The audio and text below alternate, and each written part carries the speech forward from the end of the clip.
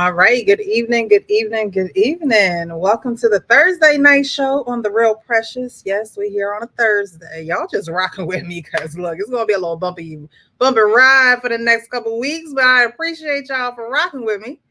Thank you, thank you, thank you. We have some people in the chat already. We have Sean Bolden on the panel. Sean, how are you this evening, sir? I am doing well. Can you hear me? Yes, I can. All right. I see King in the chat, live and in full effect. Come on over. Yes, King. Happy birthday. Happy Yes. belated birthday. Hope you're enjoying your birthday. We done went live 3 times since King's birthday. 3 times since his birthday. We hope you had a great birthday, King. Hope you enjoyed your video, your time away. I know Michelle treated you with utmost hospitality and really made you feel like a king on your birthday, and that's what you deserve. So we hope that you had a great time, and we miss you. Come back soon, okay? Yep. Come back. And Sky Darling over here on my Instagram said happy birthday to you too, King. Yes. Happy birthday to you. Uh-oh. Fish in the Fist says, let's go. You could get it, let me know. Thanks for the damage over here on my Instagram. We over here on Facebook and YouTube, so come join us over here. We doing a conversation, a men's panel. We're gonna be talking about some things, some videos that we see. So come join us over there. It's at Sean Bolden. Peace, sir. Man. I was just talking about the damage over. Evening, everyone. Please hit the like button as you come in. Y'all over there on Sean Instagram, come on over to The Real Precious so y'all can join the live chat. You might want to join the show. Okay, I'm gonna drop the link. Y'all know how we do. We drop the link. Everyone is welcome. Not only men, women are welcome too to have the conversation. I just have a men's panel because men give their perspectives, and I think that there should be a space for men to give their perspectives where there's civil conversation, understanding going on, respectful conversation going on. So that's what we do over here. Okay. Yeah, I hope y'all can hear. Evening, everyone. I will catch the replay. Precious. Hit us up in the comments on the replay. Let us know what you think, okay? Thank you, Christopher.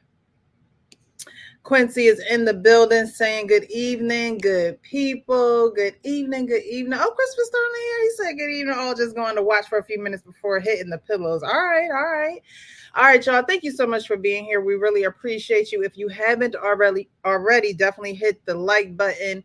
As you come in, it will definitely let the algorithm know that we are live. We're having some constructive conversation over here. So definitely hit that like button. I appreciate you. Thank you. And we're going to get into it. So the first couple of videos we have are pretty short because the last one is pretty long. So Christopher, we love you and all, but I'm trying to figure out how to get rid of this comment. All right. The last one is pretty long. So there is Sky, we see you. Hello. Thank you so much for supporting from Facebook. Thank you. This first video we're going to get into. So I saw this video and it's a little boy asking his mom for advice. But since we have the men's panel, I figure, hey, let's bring it on the men's panel to see what you guys would say. All right. So I'm going to play this clip. And you guys let me know. Y'all in the chat, help us out. Definitely be our co-host as well. Let us know how you would handle this situation. Okay. Oh my gosh, Mom. What, Cody? I got so look. Let me tell you something. Are you busy? I'm at work. That don't matter. This situation is real big. So listen. So look, I was on the phone with one of my girls, right? So then that's when she asked me if I love her. I said, of course I love you, baby. And so then after that, the whole time she was on the phone with my other girlfriend, and now they both blowing up my phone, Mom. And now I don't know what to do. Mom, this ain't funny, Mom. I need your help. What you want me to do because you got caught? Damn. What you want me to do because you got caught? I don't know. Help me. Figure it out. Okay, Cody, go back there and tell your brother to act like he was you on the phone. No, Mom, that ain't gonna work if my camera was on. Your camera was on?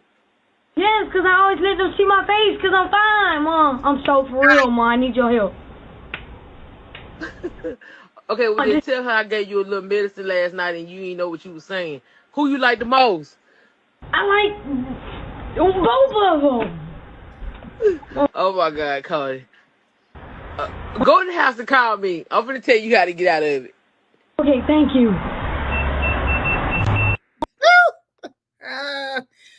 Cody is in a bind. Wow. Hey, Cody is in a bind. I saw that video and I was cracking up. He said, Mama, I can't say that I have my camera on. Why you have your camera on? Because I'm so fine, Mama. Oh man. What, you know, Player in the making. Okay, and Mama just had my like lie number one. Tell him that you ain't know what you was saying. Not lie number two. Tell him I gave you some medicine. So, you know, from the men's perspective, he is calling his mom. And I'm gonna assume because maybe there's no man around, maybe there's no father around for him to call the father. So my question is, what should the man tell the little boy what to do? Hey, Dad, I got these two girls, and I told one of them that I love them, and the other one, you know what I mean, kind of heard. And what do I do? I like both of them. Well, I would start by saying, player from the Himalaya. All right now. I'll be like, yeah, that's what happened when you want to play games, player. That's what I would tell them. Stop playing them games, because now you done got caught, and now you don't like the outcome of those games. Face your medicine, handle it, player. Go ahead and handle it. I know you caught, you busted. Ain't no how you go handle it, go face it. Oh, you know, if you really want to be a player, be like, yo, I both my girls. I just didn't want to tell y'all. But I mean, if you got an issue with being a girl, you was my girl and she was my girl. And because y'all found out is the reason why you mad. That's the real reason why you mad. You ain't mad because I treated you right. When you thought you was just my one and only, you wasn't beefing. You wasn't concerned. You didn't have an issue. But for some reason you found out, and now I didn't lie to you, and I ain't gonna lie to you right now. Because guess what? I don't want to be a player no more. I just want to love both of y'all. Okay, y'all. World class, come up here and help us out. Oh man. I mean, the so funny thing is, what age do you think he is? About he's probably about, maybe. I think he's a little younger. 13? But yeah, he might be a little younger. Unless he's short, he's younger than 13. Because he looked like he was about 9 or 10. Mm. You know. So what I would say, I mean, I don't like those games. I never liked those games. So, you know, I go against the men on the panel usually about those games. And his mother just played into exactly what I be talking to. She went ahead and played the game with him. Oh, tell her a lie. So you just want to play the game with him, huh? Then and now, if somebody playing the game with you, you're gonna be like, "Oh, you're no good, bye, bye, bye, bye, bye, bye." But you sitting there endorsing and condoning playing the same game that you don't want played on you. That is true, because Mom was, I mean, like I said, it was about 2 or 3 lies Mom was about to have him give the girl, and it's like, all right. And then I'm curious to know what she said when he called, when he put the he put that code in so fast. He put that code in so fast. I'm wondering what she said to him, because it's like, what advice would you leave moms to give their sons, right? So do you think this is a conversation for a son and his father, or a son and his mom? I think it's more of a conversation for his son and his father. But if his father was there, he probably wouldn't be playing these games. He's learning it somewhere. And she just gave very clear indications that she's participating. So I would say he probably ain't there. And the games that she, like I just said, that she don't like, she's endorsing, she's condoning because she think it's cute. Now, I would admit it was kind of funny just seeing my man in the gym. You It know, was. player was in the gym and he was stuck. He's like, "Mommy, please." Now you, that's what I've been telling them. Oh, now you're crying home to your mama. It reminded me of the old school days, only a little new age, because he ran home. And because they have the ring camera, he could call his mom anywhere. So she could have been in the grocery store. She could have been at work. She could have been, walking down the street. Like she could have been doing anything. And she gets the ping from her son. And he out of breath talking about he having girl issues. So that's what makes it funny. And a little old schoolish to me because he literally ran home. Okay. He Yeah, outside. He outside. yeah, He outside stuck. playing. He not in the house. He's not playing his video games. He one of them kids that be outside. And Yeah, so with being outside come out outside activities, right? And he's stuck in the middle of some outside activities right now. Okay.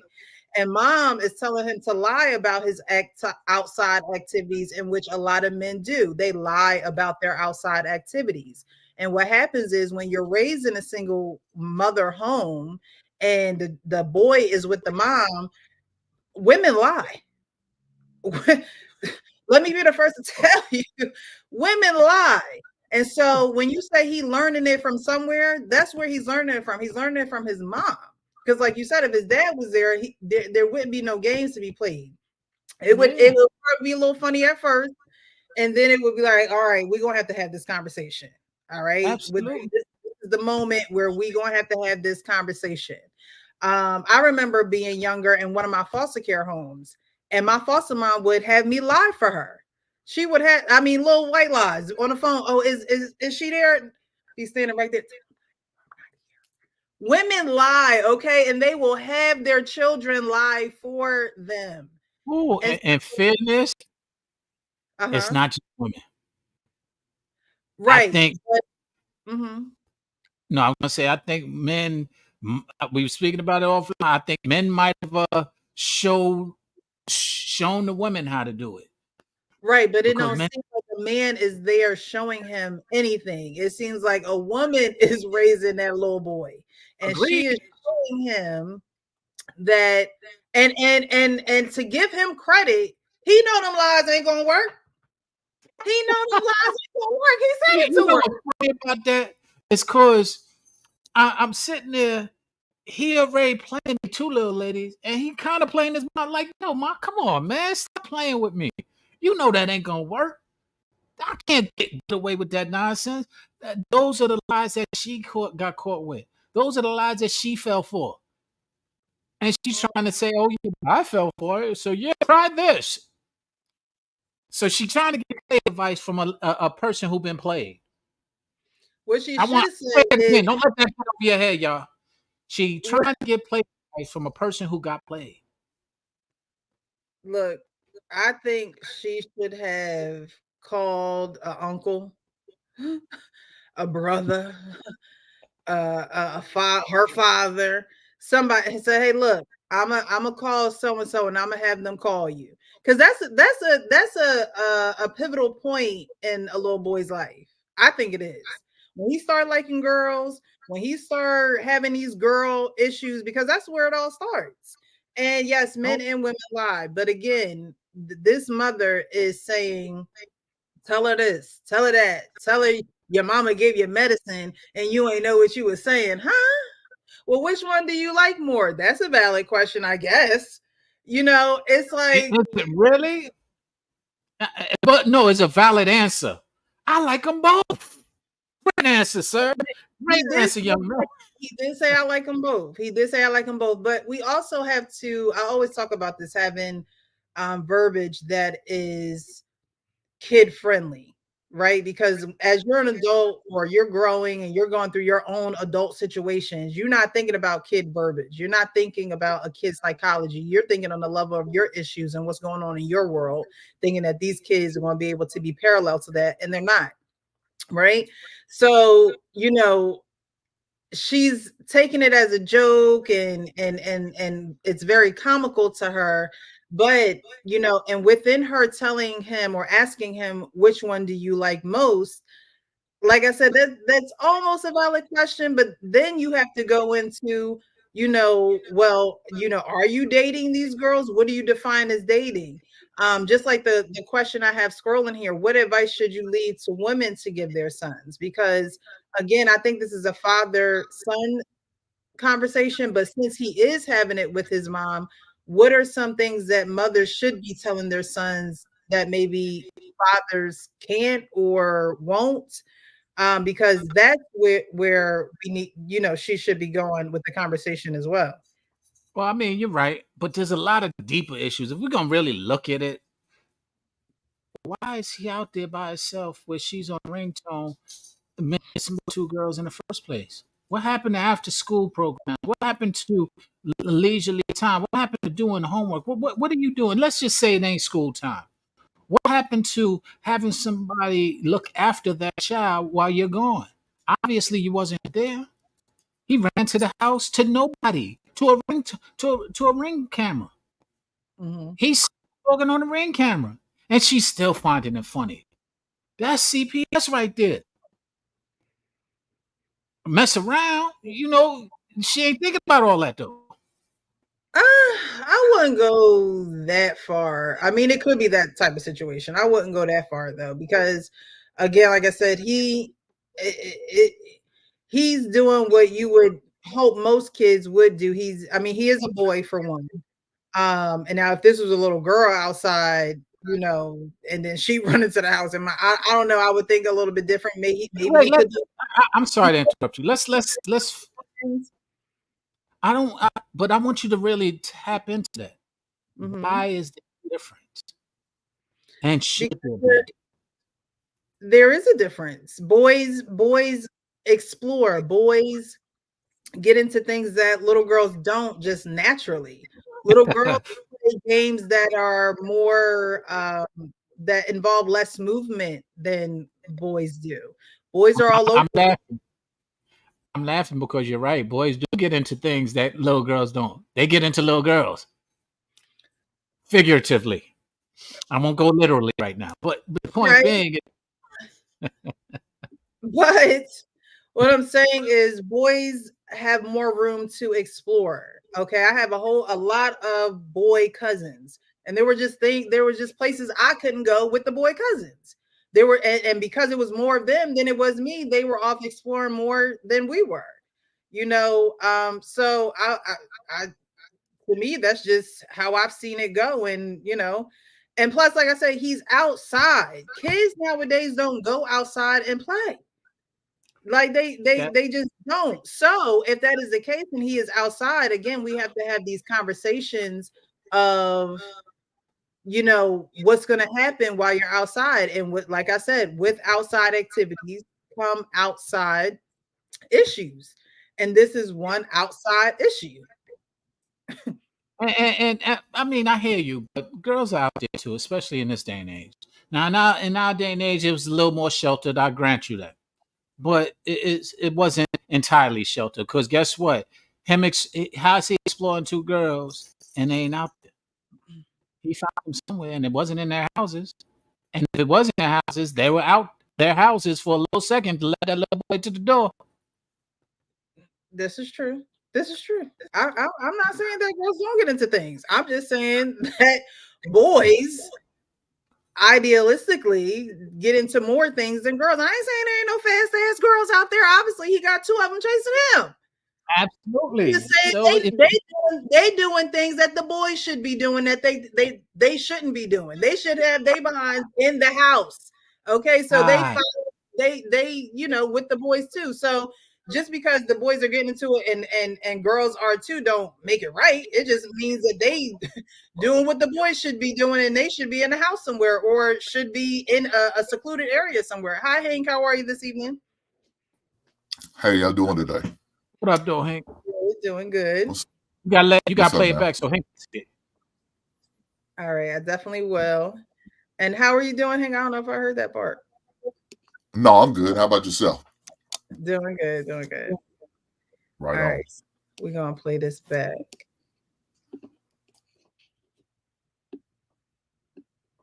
Mom. Oh my gosh, Mom. Mom. What, Cody? I got so look. Let me tell you something. Are you busy? I'm at work. That don't matter. This situation is real big. So listen. So look, I was on the phone with one of my girls, right? So then that's when she asked me if I love her. I said, of course I love you, baby. And so then after that, the whole time she was on the phone with my other girlfriend, and now they both blowing up my phone, Mom. And now I don't know what to do. I need Mom, this ain't funny, Mom. I need your help. What you want me to do because you got caught? Damn. What you want me to do because you got caught? I don't know. Help me. Figure it out. Okay, Cody, go back there and tell your brother that. Go back there and tell your brother to act like he was you on the phone. No, Mom. That ain't gonna work if my camera was on. Your camera was on? Yes, because I always let them see my face because I'm fine, Mom. I'm so for real, Mom. I need your help. Okay, well then tell her I gave you a little medicine last night and you didn't know what you was saying. Who you like the most? I like both of them.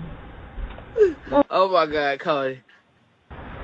Go in the house and call me. I'm gonna tell you how to get out of it. Okay, thank you.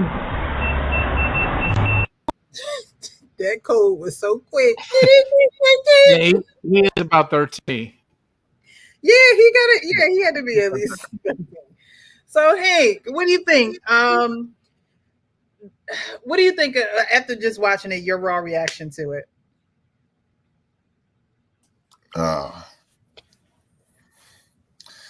Man, I don't know why he told the little girl he loved her. You wasted your time with that shit. Oh, God. I mean, he's probably about 13, and they probably got him in a corner, and they probably tell you he loved him all the time, but he never respond. But now she's trying to get him pinned down.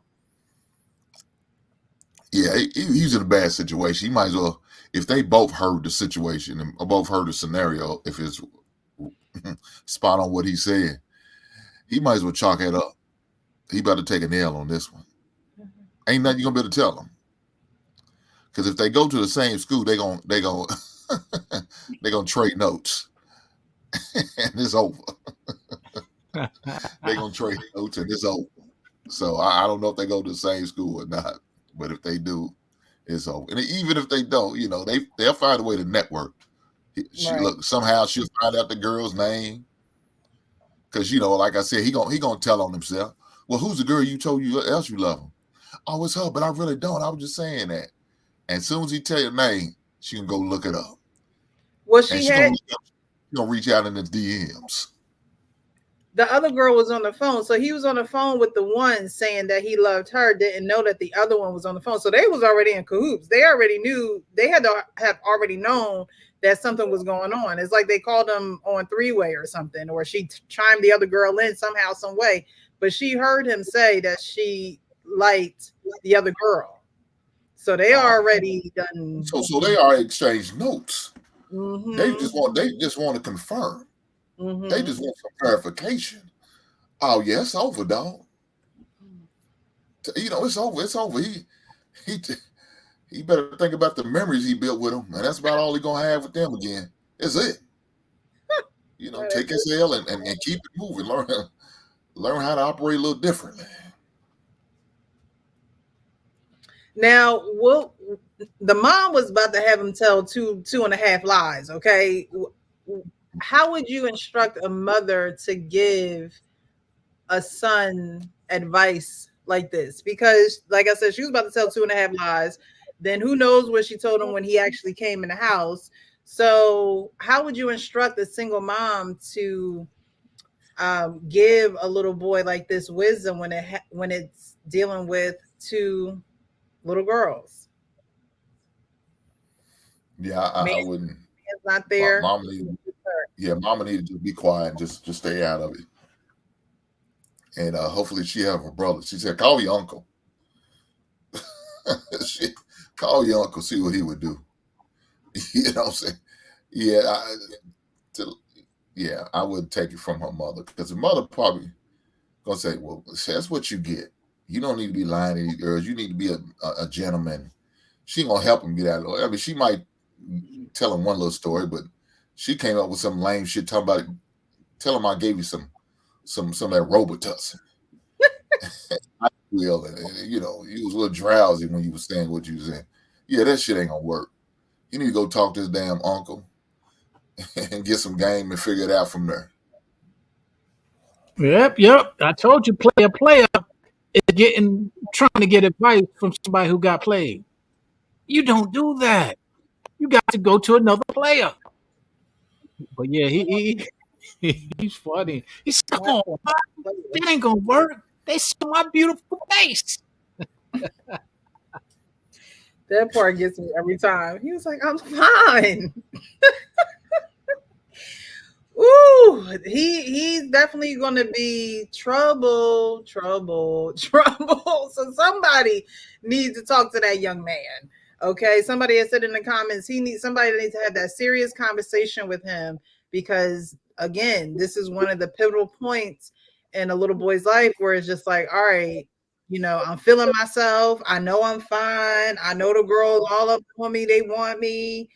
Someone needs to come on into his life and just say, "Whoa, buddy, before you get too deep in, let me just give you the facts of life on how it's going down out here out in these streets," because that turns into teen pregnancies. That turns into a little girl being 16 and pregnant in school, and the one that he was on the phone with that heard him say "I love you" is like, "Oh, glad it wasn't me." Somebody needs to talk to him, and the little girls, not just him, the little girls too, because they caught up in it too. They conspiring on their side, like, "No, you call him and I'm gonna be on silent. Let me see what he say." This happens, and this is why it's important for you to check your kids' phones too. It's important because she's at work, he's outside the house in the neighborhood. It's important to check your kids' phones because you need to know what kind of conversations they're having, the lingo that's being used nowadays. Now we're at a point where remember our parents used to be like, "What are they talking about? What's this lingo?" We're now at the point where it's like, "What's this? Riz this and sprinkle and all these crazy terms that's going on nowadays in 2024." You need to know how they're interacting with each other, and some kids, all they grow up around is cursing. So that's all they going to put in their text messages. They grow up thinking that the middle finger is just the index finger and it's just always up. So you have to be involved in the kid's life, because if not, it can fly off the handle, and one girl could be two girls pregnant, could be three. You never know, because this little boy is truly feeling himself. Okay. Player is going to have two little players with him. He had both of them on the string. I'm sure he already was talking in their ear, trying to whisper sweet nothings to get into those cookies. It's written all over the video. Not to mention, his mother is endorsing it. She condoning it. Remember how back in the days I told you I mentioned to the fellas we should stop playing these games and condone these games? This is why I said that. Because this is a direct display of it. And he ain't going to get better. Matter of fact, I take that back. He's going to get much better at playing the game. Because right now, he's going to get out of it because his mother going to help him. And he's just going to have more ammunition to play better game. Is she really going to help him? Absolutely. She said, "Go in the house and call me. I'm going to get you out of this." Right, but is that gonna? What I'm saying is what she's gonna tell him gonna actually help him, or is it gonna hurt him? It goes back to why we always are talking about not having single mother houses, because this is exactly where we go. No, she's not going to help him literally, but she's definitely going to help him in the matter of the person who got played is teaching him how to play better. Yeah. Well, she ain't teach him nothing. Like I said, he wasn't even falling for them dumb lies. So that again, he even knew like, okay, mom, that's stupid. No, that's not even gonna work, you know. So she needs to hand him off to a man. That's what she needs to do. She just needs to, like Hank said, shut her mouth and just hand him off to someone who can handle him in a way that would make sense to him, because again, she lied to him twice. So now mom don't even make sense to me. I don't even know if I can even take her advice or whatever she's going to give me. But since I'm out here, you know, begging for something, you know, and she said she could help me. He said, "Are you busy? I'm at work." Oh, that don't matter right now. Like, you could just tell this little boy needs some direction. He needs some, you know, he needs some direction. He needs some correcting, and he needs leadership. That's what he needs. He needs a man that's going to lead and guide him in the right direction. Again, he's at a time and a pivotal point in his age, what, probably 8th grade, 7th, 8th grade, where the girls are plentiful. You know, mom's at work. That idle time is a devil's playground. Like you said, where's the after school programs? This could be summertime. Where's the camp? Where's the, you know, again, the male role models? So he definitely needs a man to come in and say, all right, we need to do some things differently. You're at an age now where we need to start moving differently. We have to have a certain mindset for our future. I think you're right, but it's very critical that I want to point out. It's not a man.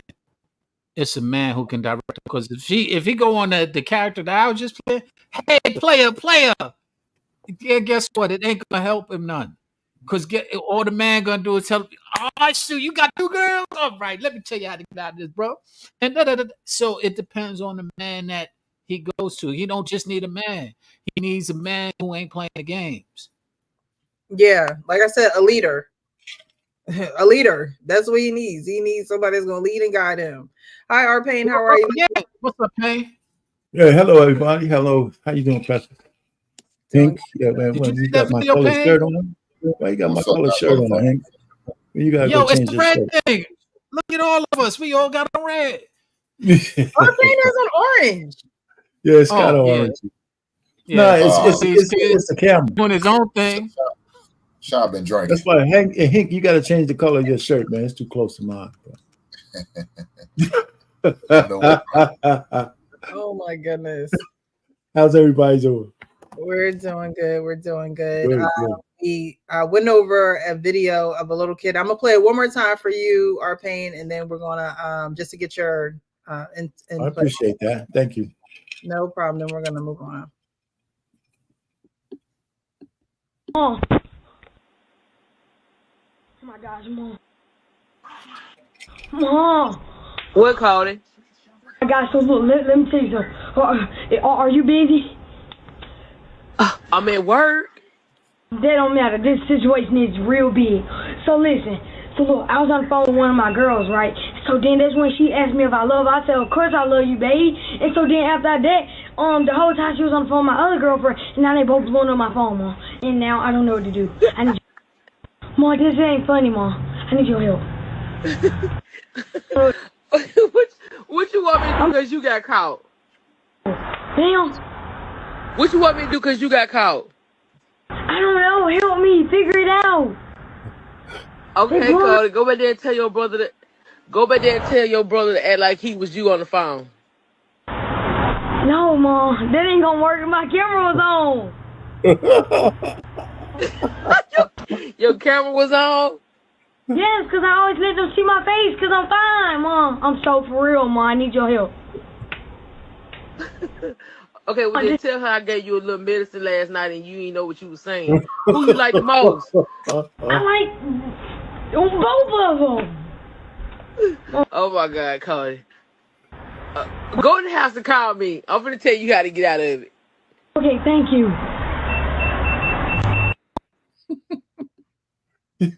That's crazy. I told him to go to the bathroom first because he got to pee. Man, we probably go in the house. Something else I just noticed in that video, he a ball player. Because he's wiping the bottom of his shoes like he was on the court. pretty active. That little boy was antsy out his pantsy. Okay. So, Arpain, what do you think about that? Just watching it off the first look. I mean, you know, first of all, it's funny because of the video, but it's cute because he's young, but it's a horror story for a guy growing up like that. Mm-hmm. You know, and I think if we want to keep it light, you know, that's one thing. But I can't imagine what his mother's going to tell him on the inside. Right. You know, because instead of saying, listen, you know, I want to talk to you later on tonight because you ain't supposed to be doing this kind of stuff at your age, or you know, whatever you're going to say. But she's leaning into it as opposed to discouraging it. And it's only going to get worse because he's going to get better at that. You know, it's as simple as that.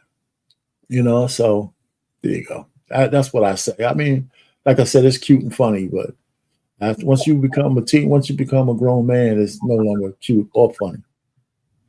So I had a question up, and then we'll move on. But what advice would you leave to the moms to give to their sons? I probably wouldn't say anything to her because, like a lot of Black women, it'd be a waste of my energy. She'd probably sit back and tell me, that's my son, mind your business. Because if she's not asking for advice, there's no way I can give it to her because she ain't going to hear it. So if she came to me and say, hey, my son came to me with this issue, then maybe we could have a conversation. But I wouldn't offer it unless she was asking for it. And that's one of the things I learned in life, man. If people ain't asking you to help them with something, I'm not going to offer because they're not willing to receive it. At least, you know, a lot of people aren't that way. You know, that's what I would take. Message. Okay. Yeah. All right, y'all. Thank y'all so much for participating in these comments here. If you haven't already, definitely hit the like button. That will let the algorithm know that we're having this conversation. It's going to get a little good here. All right, we're just warming up. So I have another video that I saw here, and it is from the Angry Man podcast, I think his name is. But he had this video up, and I wanted to play it here so we could talk about this. This is just the reality of it. So women, you know, we're more educated now, and I think that we're furthering our education. So with that being said, we're going to hold off on the baby making. We're going to hold off until we get that great job, really career driven. And I don't think there's anything wrong with hoping that there's someone either on your level or higher than you. So, okay. Let him cook. Go ahead, doctor. All right. So before, right, it was okay when the man made more money to be the one to buy everything, to do, you know, treat you and all this other kind of stuff. And now that you make more money, you can't be that one, right? You can't be the one to pay for the meal and because you're dating down. To me, by this particular study, I have to date down now. What is that? Let him cook now. I wanted to make more money. If there is a responsibility with making more money, first of all, I don't believe in any of it. But if there's a responsibility that comes with making more money, accept it. Hot damn it, man. That's what I'm talking about. Let's go. So I don't know how many times I saw that, man. It was a repeat. Really? Yeah, I saw that live too, but when he put his short there, I see that 100 times. Angry Man was killing me, man. He's just killing me. Let him cook. That's great. That's exactly right. That's exactly right. But go ahead, anybody.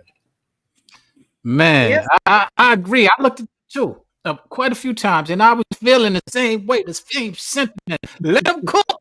Let them cook. 'Cause the thing that I say often is, women, by your own standards, you're not qualified to date the men that you want. By your own standards.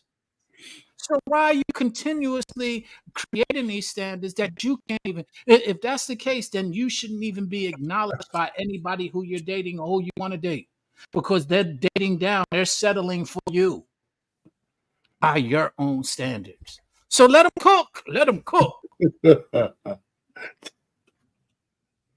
So why don't you think women want to accept the responsibility of making more money?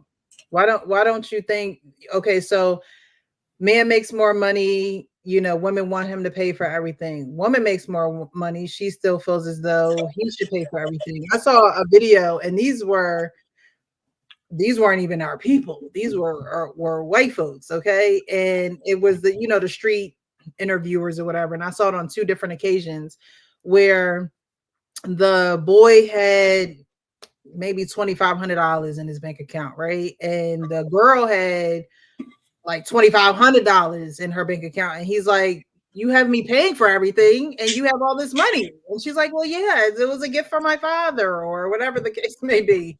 And she's like, you're the man, you're supposed to pay for everything. Why don't you think women want to take the responsibility of making more money? Paying for dates, paying the bills, but yet they want a man to do that. Let him cook. Go ahead, Penny. Let him cook. No, I thought Hank would. I guess he's waiting to be. Listen, you know, it's funny. I was just talking about that with somebody else. Listen, I think women fail to realize that once you get to a certain level, the pool for men and women of equally yoked candidates go down. Men have been dating and marrying down since time immemorial. That's what we do, because we realize inherently that if I become a millionaire or if I'm in the 1 or 5%er, there's not that many women up there, right? So women are starting to realize if you become a 1 or 5%er, the expectation that there's going to be a pool of sharks waiting for you is ridiculous. Mm.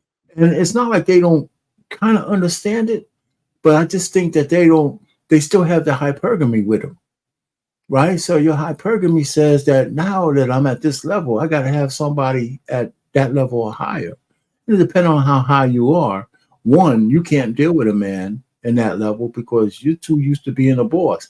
And if I'm a boss and you're a boss and you want to be a boss, and I accept you, you're going to have to come under my leadership, whether you like it or not. A lot of women like that don't want to do that, right? So you got to get used to marrying down. If in their jargon, but really it's just marrying somebody who's available. The pool is bigger, lower than you now. And a lot of women don't realize that. And a lot of women want to accept it. So they'll stay alone or freeze their eggs or do Ebony K. Williams and that kind of stuff. So it's just one of those things that I think they're blind to it. Women are kind of blind to certain things. You know, if you're a middle-class chick, most likely you're going to look for a guy who's equally yoked or higher. The pool is bigger. But if you're in the 1-5%er, for you to expect there's a whole bunch of brothers just waiting for you, you know, once you got there, it's childish kind of. It's a delusional, you know, kind of thing. So I think that's what the lady was. So I think when he was saying what he was saying, she kind of got it with her expression, and I thought that was magic. You know, hey, get used to it. You up there now, so you're gonna have to, you know. And I hate saying lower your standards. You got to broaden your horizons. That's really what it is. And well, I'll just say that most women are not going to want to do that until their time runs out.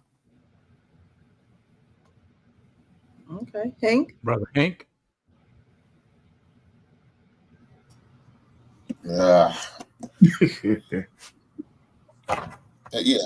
Look, if you got a woman who's that selfish, man, and shame on you, brothers. That's all I'm gonna say. But that, shame on you if you got a woman that selfish, that she wouldn't be willing to do that for you. That's pitiful. There's no way I would deal with a woman like that.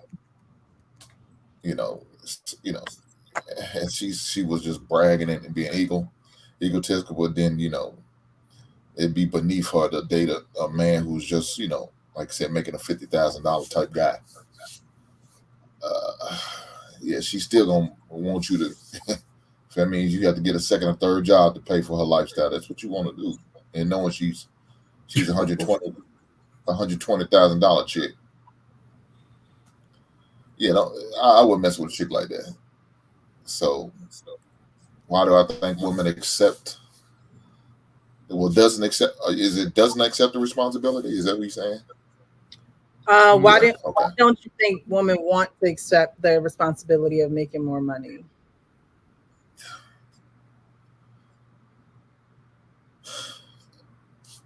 I think maybe because of that very situation, because they don't want to feel like they're going to be forced to feel obligated to take the lion's share of the bills or the or anything on the responsibilities, anything like that. That's why I'm thinking that they shit. That means just $1 less. They will.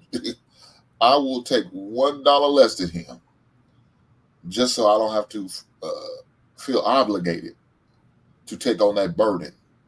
I did it when I was single, but I was single. Now with you, I shouldn't have to do it anymore. So now I could just stack my bread and sit back and look pretty. And the only time I'm gonna spend my money is, when I want to do something, that you may not approve of. I say I got my own money. I do what I want to do. So yeah, everything about that situation is bad. Especially that girl. She looked like she lost her best friend after my man brought that reality check to her. But I think that's what it. That's hilarious. Can I just add one thing, Hank? If you're done, I look at her face when she first said it. It was no malice there. I think she just completely blind spot to what she was saying. Women are so used to the natural order of things when men are supposed to take care of them. So my man, the way he explained it to her and her look and her expression once she got it, where he was coming from. I'm not saying she was innocent from what Hink is saying, but women are so used to not having to take care of a guy. It was just a natural instinct. So she was saying stuff without realizing that she had outkicked that kind of coverage because of where she's at. How much money she's making. The pool is just not that big. So whether that would change her in her dating or not is another story. But I think she got it a little bit. Yeah, go ahead. Well, no, I think also she was looking like shit. I don't care what you talking about. I'm not living this. Like she's selfish, entitled. I'm not living like this. I'm not experiencing this. If a man gonna get with me, that's what he's gonna have to do, regardless. I don't disagree with and that. She's probably getting. She's probably like I said, really living that lifestyle. Somebody's taking care of her like that. So that's why she can boldly say that. You know what I'm saying, and feel that confident about saying it. I assume this was a live newscast she was saying this stuff on. So yeah, they were on there. They were on there. She's living that lifestyle she just expressed. Yeah, she's living it. Somebody's doing it for her. Ooh. Selfish, entitled. It's probably Sean doing it. Sean doing it. Yeah, of course. Because I recognize those. You're right. I recognize those selfish, entitled, prideful women. I recognize them, and I love them. They're selfish and prideful. Just all those looks that you saw were just pride. Look of pride. She started out with pride. We're getting more titled. We're getting this, and we're doing that, and we're pride. Selfish, entitled, arrogance. That's what I would call it. And that selfish, entitled, arrogance is running fluent in our community. Yes, they are getting more rampant. They're how do we call them, heifers? How you say, Hank? These heifers out here. But yeah, selfish, entitled, prideful. I just want to put that in there because there's a difference between confidence and arrogance. It's a fine line between the two. And it shows up as pride when you are sitting there being arrogant. She wasn't speaking about from a place other than no humility whatsoever. No humility. So is it the enemy or the inner me? It's the inner me. That's what it is. It's the inner me, and that's it's pride. And I think, and we were speaking about this earlier, Precious, and now I'm a pen. I think it's because the men were so prideful when they got their money. They now recognize how to do it and how to be it. And I look at Payne's face as I say, selfish, prideful, arrogance, entitlement. That's what I call it. Yeah, I think that some women take on they feel as though, well, if I make as much money as a man, then I won't have to necessarily take direction from a man because I already know where I'm going, right? And so you have to, as a man, you have to then think, okay, well, what type of mind is she thinking with? Is she thinking with a men's mentality, or is she thinking with a wife's mentality? Is she thinking with a masculine mentality? All those things come into play when women are like, oh, well, we have higher education and we're making more money. And, being a housewife is a thing of the past. And those are not the things that we want. Yet you still want to be involved with a man in some type of dynamic. Even if you don't want to get married to them or whatever the situation may be, you still want to be involved with them. So when it comes to the money part, are you asking a man to take him out? Are you treating him out like you would want him to treat you out? Because if not, those are the things you should be doing if that's what you expect. I think that there's a fine line with expecting a man to be a provider and expecting, your money to be your money and his money to be y'all money. I think there's a lot of women who expect their money to be their money. And you have a lot of men who pander to women online who say, oh, well, it was this one guy that was like, I'll pay my woman X amount of $250,000 or something crazy. Said that he would pay his woman that a year or something like that, so she wouldn't have to worry about money. She wouldn't have to worry about, asking him for anything. And I think those guys are just not realistic. It's just not realistic for a man to pay his woman a crazy salary. So it doesn't look like, she has no money and she doesn't have to go to him for any type of financial, advice or anything. Those men make themselves look like men who aren't doing that, or men who have the one pot theory, or men who, are working jobs that are, that some people would not date a man because he's working a job. He's making those men look like they're doing something wrong and he's doing something right. I can understand that, but no, he's really, in my opinion, saying, "Yo, yep," he's checking her pride. Because guess what? She just finished saying we get educated in places on learning how to be a worker. And we're getting more money. Yeah, who's giving you that money? Usually your male boss. And as men, we look at it just that way. We don't look at it as, yeah, another man is giving you money. So he's saying, yo, if he's gonna give you money, I'll give you that money because that's the cost that it's gonna take. Because you sitting there, I say it all the time to women. Yes, your salary is your cost, because all I gotta do is throw you that salary, and guess what? Now you gotta cooperate. But you don't like that reality, because guess what? It's really that simple. You are cooperating for your salary. And if I was in the position that those men that you're referring to, that's all he's telling her. Yo, you cooperating anyway. So what I gotta do? Give you that salary? All right, here, take that. And if you're in a position to say, hey, take that, now you're in a position to really give them some understanding. Oh, you need to really calm down. You really need to evaluate your direction. I think those are one-offs, because even if you do give a woman that type of salary, she's still not going to treat you like she treat her boss. That's you got to realize that's you're right, but guess what? That's why if he's able to do that, best believe he is. Because guess what? He'll be like, all right, well, you're fired. Then right. I'm saying those are like one-offs, because there are still women who, husbands provide everything for them. They don't have to work. They don't have to do those things. And they still treat the man like crap. That's why I'm saying it the way that I'm saying it. You're right. That's why I'm saying it the way I'm saying it. It's because it's a humility. You sitting there talking about you got all this education and you getting this job. I'm going to give you that job. Now what? You ain't got nothing to say after that.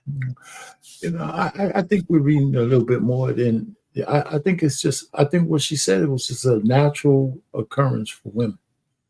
I just think that's just how women are. They look inward first about how they look through the prism of their own worldview.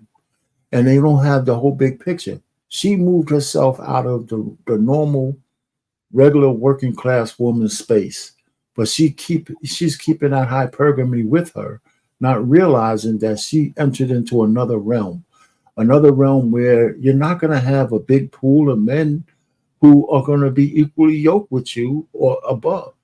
And if you find them, the rules are going to change. She just doesn't know that yet. I don't care how much of a boss chick you think you are. If I was a well-to-do guy, a one percenter, I wouldn't have any trouble with a woman who thinks she's a one percenter, because I would tell her right off the bat, you with me, the rules change. That's why, you haven't heard anything from Eve, for example, when she married that rich guy, right? Because he wasn't going to have it. Janet was quiet for 10 years until she got fully vested. And then she left the guy because she knew she couldn't be up there shaking her ass being married to that sheik.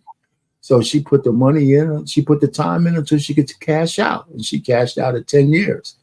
So I think women kind of understand that certain men, you can't get away with your bullshit if they're higher than you, because they're not going to let you. Rihanna had a chance to marry a billionaire who was after her, but she didn't do it because she wanted to be Fenty Savage. So she gets her little effeminate dude that she's with, who, even though I think she actually likes him, but he can't tell her shit. He's willing to walk behind her carrying the stroller and shit while she moves in front of him and stuff. That's just the way. ASAP Rocky on, man. So I'm just saying that's how it is. Wouldn't you rather a woman actually like a man than go with a billionaire who she don't really like? Well, she might have. No, I think she could have. I think she liked the dude. She wasn't going to live under his purview. She would have to change who she is. You think he's going to let her walk out with a see-through thing with her nipples showing? No. But you got to realize, that's a little reason being because he met her that way. He knew she was. Meaning he's in the industry first off, so he already knew what she was about. No, you protected ASAP Rocky. I like the dude. They actually like each other. I've seen them when they, but he's still not her superior. I think she's comfortable with that. I think she's comfortable with that. I think he realized from the start he wasn't her superior in money. But he from Harlem. He one of them trick type. You got how many Simps there are in Harlem? They got a lot. They got Simps in Harlem too. Stop it. Don't matter where he's from. But what I'm saying is, here's the difference. Okay. He is not a person who was thirsty for chicks. He had a lot of chicks following him. So you're still missing my point. I see. Because you're talking from his perspective. Let's talk from her perspective. I'm sorry for cutting you off. Let's talk from her perspective. All right, her perspective. She had Chris, she had Jay. No, I'm saying with him. Basically, he came up, and trust me, he was reason why I'm using Harlem as a platform. Because they some slick talkers. They some trick type of. They all into that pimping mentality and all of that, tricking, pimping, all of that. And so he went up in her ear. And he spit something to be like, yo. As a matter of fact, in some of the interviews, he was like, she ain't want me to smack her booty, but I did it anyway. She know. And and you know what she did? Just smile. Which gave me the sense that as much as you sitting there saying, oh, she got all this, he got that. He's like, all right, yo, this is what's gonna be. You play your position, keep getting that money. But when you come home, this is what it's gonna be like. Man, I don't think it's that way. But what I will give you is I think they actually like each other. I think that part of it is true. So that makes a lot of difference right there. So they actually like each other. But I don't think she's marching to his drum. I don't. However, she's not walking around naked like she used to. So I mean. Again, and you don't give him any credit for that, but I'm telling you. I know. I'll give him some credit for that. When you talk about the pimps from Harlem, that's, you know why that's not true? because I'm from Harlem and I don't know how to I don't know how to pimp anybody. You know what I'm saying? Your pimping game was over, man. Man, you know, I had 7 years of You freedom. know how to pimp. Wait. Hold on, Payne. I gotta say this. Payne, you knew how to pimp. You was getting chicks on gizzards. You was what? Oh yeah. Actually, that is true. That is true. So there, I wasn't even taking credit for that. See how you had a blind spot. Oh, man, that's funny. Pimps bringing plates to the hoes. I can only imagine. I don't know that. And I don't know that. He got cheeks, as he would call it, with chicken gizzards. Not even legs, not even chicken gizzards.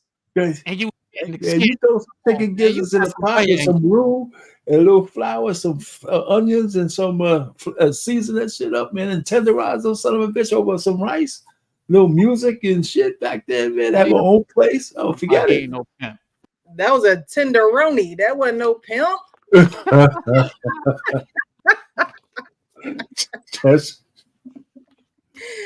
Anyway, Marvin Gaye in the background. All right. So we're gonna move backgammon. Remember that game? The backgammon. You know. Yes, backgammon. Oh my goodness. We're gonna move on to the next clip. The last clip is kind of long, so we're gonna move on to the third clip. Want to ask you guys: is this an inappropriate request for the second date? Requested that on the second date the woman come with no makeup on. How do y'all feel about that? How do we feel about that? Yeah, let's talk about it. How dare you request how I show up to the date? First of all, I haven't thought about it. I was just like listening to the segment, right? But I do believe that there is some validity in understanding who a woman is and what she does look like, right? Before you are too far along, right? Right? I agree. I think requesting it is kind of outrageous. Mhm. You're not going to tell me what I can and can't wear, what I put on my body at all. That's just not happening. Right. But I feel like, I mean, eventually I'm going to want to be comfortable around you. So I'm going to, not wear makeup. I'm going to be in my sweatpants and my, baggy t-shirt just because that's how I am on a regular basis, Right. But for you to request that, I don't think that's appropriate. She's an idiot. She's an idiot. Anyway. There go that pride again. We was just talking about it. That entitled pride.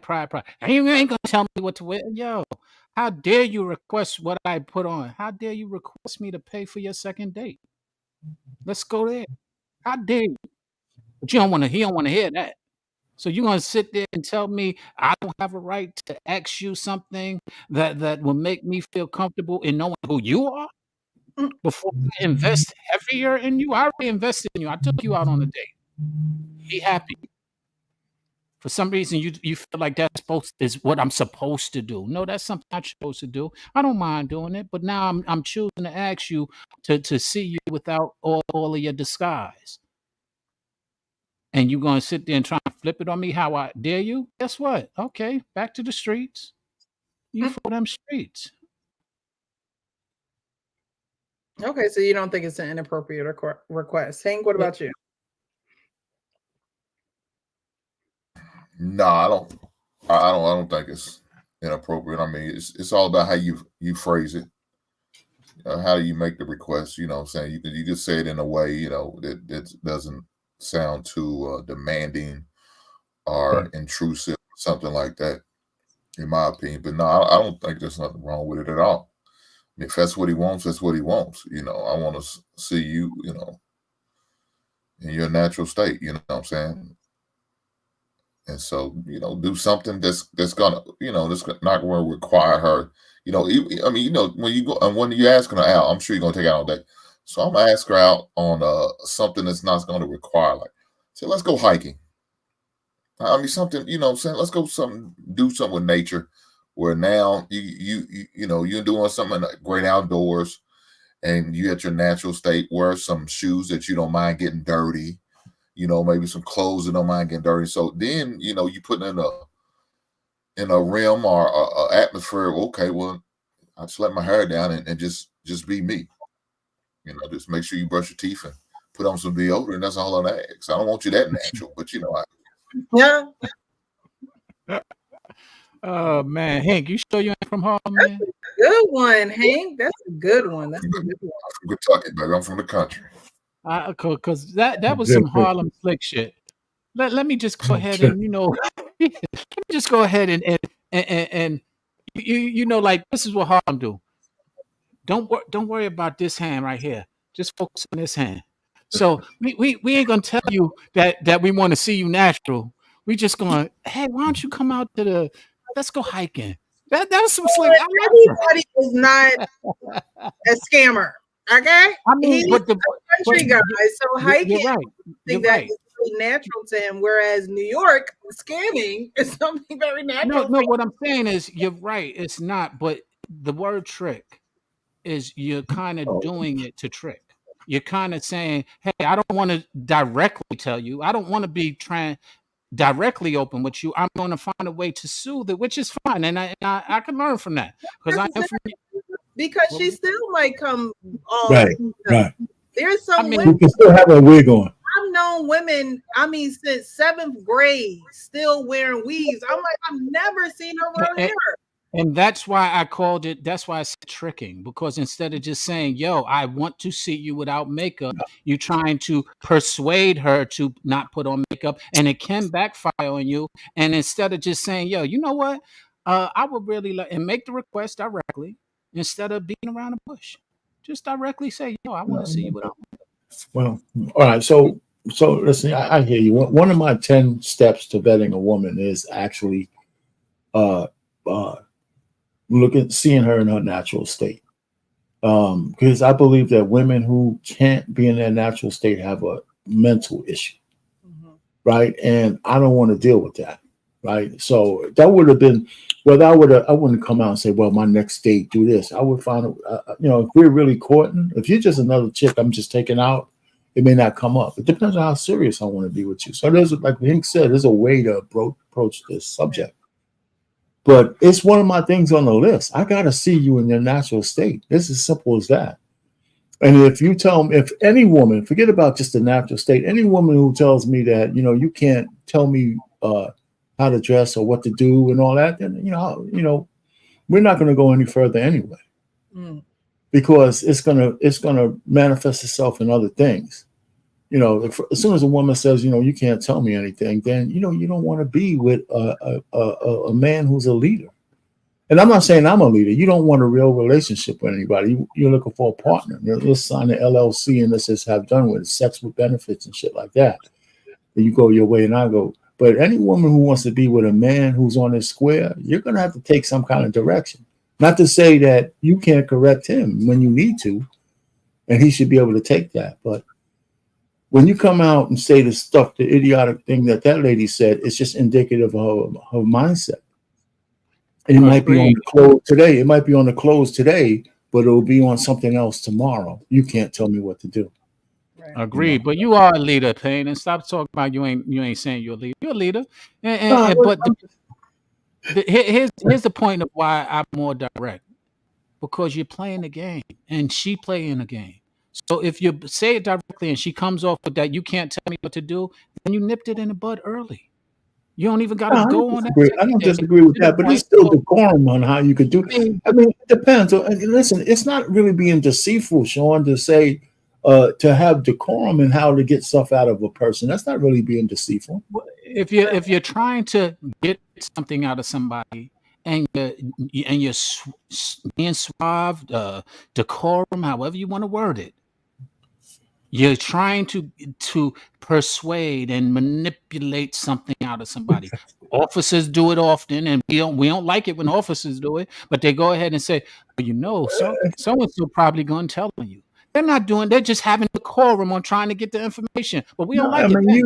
You're conflating different things. You're conflating different things. Right. Absolutely, you're right. And honestly, a submissive wife does that naturally. Like she does. That's how a woman moves a man. And so if a man does it to a woman in a way of saying, hey, let's go hiking, let's go swimming, let's I'm gonna still take you out on a date. We're gonna still do something. We're gonna be active, but let me see how you present yourself in this type of activity. Is it gonna be the same way that you present yourself at a 5-star restaurant? You're right, but why can't you just say, I want to see you the way that you are? I'm not saying that there's anything wrong with that. I'm not saying anything is wrong with that, but I just don't think that telling a woman that you want to take her on on a date that involves activity that you might be sweating, you're going to be outdoors. I don't think asking her to go on a date like that is tricking or deceiving her in any way, shape, type, form. If your intention is to see her naturally, it is. There's no way around it. You are sitting there telling her one thing to get to something that you don't want to tell her directly. Except if you really want to go hiking. Except if you really want to go. That's why I said. That's why I used the word intention. In my head are paying like you really do want to go hiking, but that's just another way of saying I don't think a man would want to go hiking just to see a woman without makeup. No, but that's what I'm saying. If that was the intention that we were speaking about. We were speaking about how do you get her to show makeup without telling her directly. I got one for you, Sean.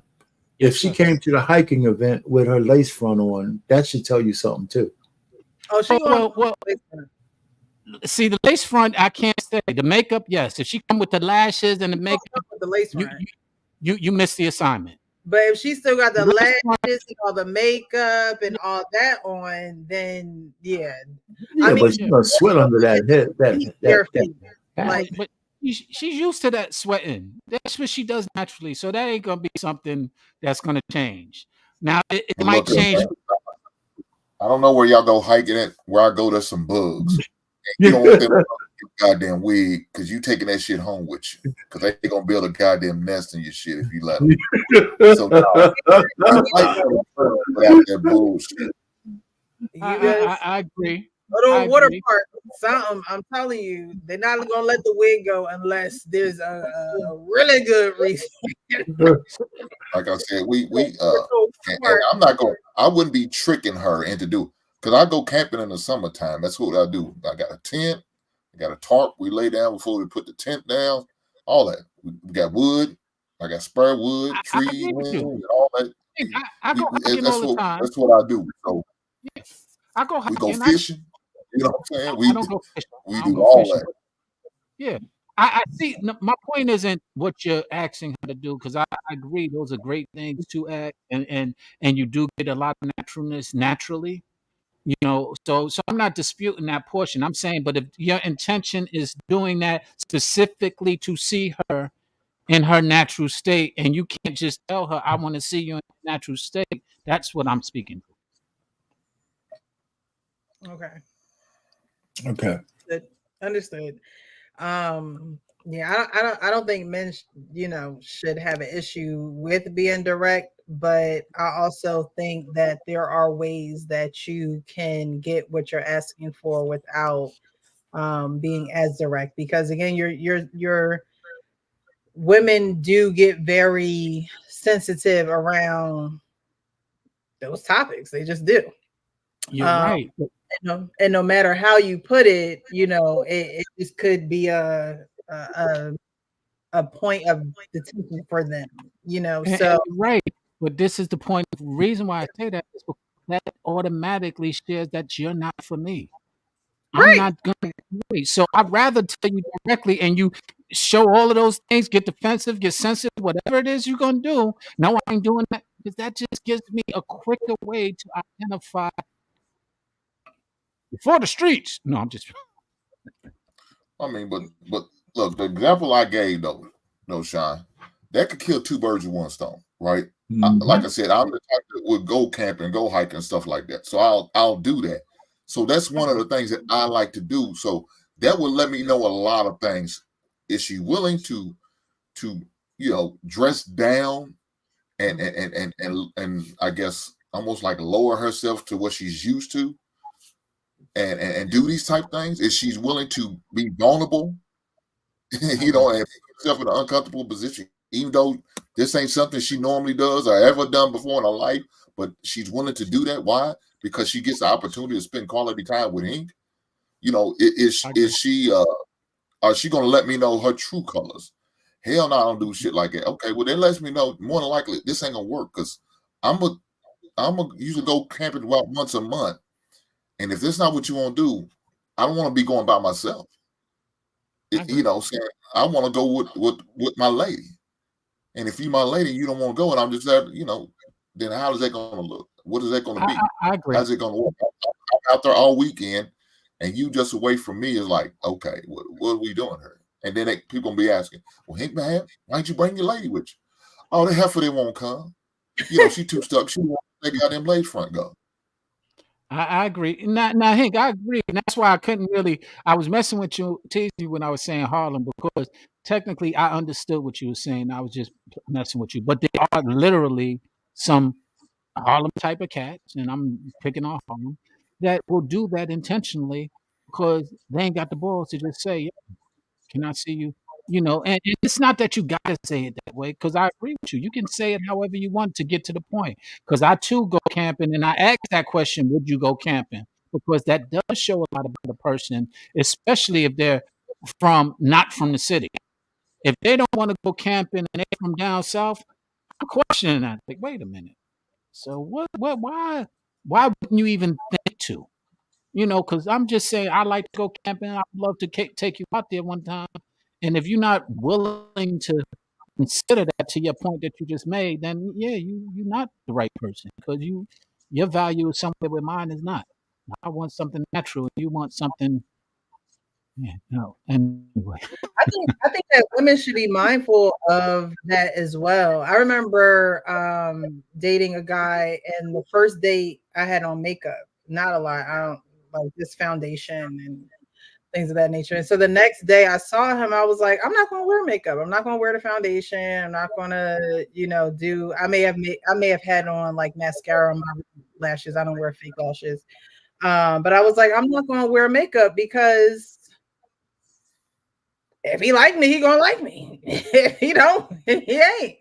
So I think women should be mindful of that, because a lot of men don't like all the makeup. They would rather see you in your natural state. And I think any day, unless it's like probably a special occasion or black tie event. Like, I think men just, a lot of times women really don't even realize how much more men would hit on them in their natural state, rather than them being all dolled up. Is usually in the grocery store, or when you're just running out, you just got your you're running tights on and a t-shirt, and guys are trying to holler at you rather than when you all made up and done up. So I think women could be a little bit more mindful of that as well, because you don't always have to be looking like there's a red carpet around, and there is no red carpet around. True. I speak 2 languages. I speak English and I speak body language. And sometimes when you're wearing makeup and that's something that you need to do, it tells me a lot about you. It tells me about insecurities. It tells me about self-esteem. And those are things that, if you're not willing to acknowledge, I'm not willing to work on, because that's a lot of work. That's a lot of patience that you're going to have to deal with mentally. And quite frankly, it's kind of like I'm one on honesty. I'm big on honesty. And that is one of the first keys that triggers dishonesty to me. Just a lot of makeup and foundation, because to me, it seems like you're hiding something. You're hiding. I said she is hiding something, So. Well, as a woman, it's not necessarily that women are always hiding something. It could just be to enhance, what she looks like already. I but agree. If she has to always wear it, if she can't go without it, how women be like, oh, I want you to pay for my hair and my nails, and it's $500. Well, that makeup and all them brushes and all that stuff goes into that. So I think she's hiding something if she can't go without it. But if a woman, wears makeup one day, you see her without makeup, like I can't even remember the last time, honestly, I really, really wore foundation like that. I think honestly it messes up your skin when you wear it all the time anyway. So I think that, if you can't go without it and you always got to have it on, then yes, maybe you're hiding something. Maybe you need to call a dermatologist. Maybe you really need to get your skin together, and work on your skin and not what you put on your skin. But I think that a lot of women do it to just enhance themselves. But some women do go overboard and they do it anyway. No, but Precious, you know what? You're right. But you're talking at one point. What you said was most women, they would wear makeup to some kind of moderation. Everybody agrees with that. Nobody has. Most men don't have any issue with a woman wearing a little bit of makeup. We understand that. But that's not. I don't think that seems to be the norm anymore. Mm-hmm. But I think the sisters, they all look the same. It's like they all been dressed by a drag queen. Yeah. Right? You're an exception here. The same flowing hair, the little baby shit up here, and the eyelashes and all that kind of stuff. The horrible thing. Not everybody with the horrible fingernails. What I'm just trying to say is, it depends on what pool you're swimming in as a man, but it just seems like the ones who dominate these damn YouTube spaces and Instagram spaces and TikTok spaces, they pretty much all look the same. Yeah. Well, so you don't know what's natural, what's not, and we're almost starting to say, well, can we tell whether you're a man or a woman? I mean, so the whole notion is, that's who I'm talking about. Women with a little bit of rouge here and there, nobody has any issues with that. But I know I look for it. When I see a woman, the first thing I see in her face is not the lipstick or anything. I say, does she have fake eyelashes on? Right? Even if they're not real big butterflies, those are real eyelashes. And then I could almost assume for most women, they have a wig on, some kind of wig. And the good ones are expensive. They need to be maintained. They need to do all that kind of stuff. So I would just have an issue with that. Now, I'm biased, of course. My wife had a lot of natural hair. And, I'm going to just say this. One of the things that I noticed with my wife, she didn't mind me playing with her hair.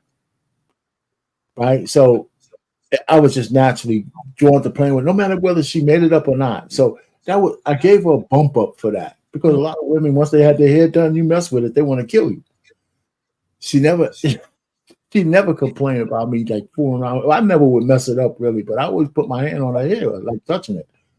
So I don't know where I came with just a tangent thought, right? But it's all natural.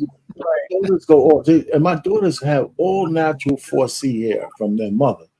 I try to tell them they came from me, but when they look at me, say, no, that's not you. But and so they relish washing their hair and doing all that kind of stuff because it takes time, right? So maybe I'm biased because my wife instilled that into my daughters and stuff like that. So I don't know. Yeah, but that's the biggest thing. I think that time is the biggest thing. When you said it takes some time. I think that women would rather pay for that instead of take the time to do it themselves, take the time to figure out what products work perfectly with their hair. And that in itself takes time because you got to use a product long enough to see if it works correctly.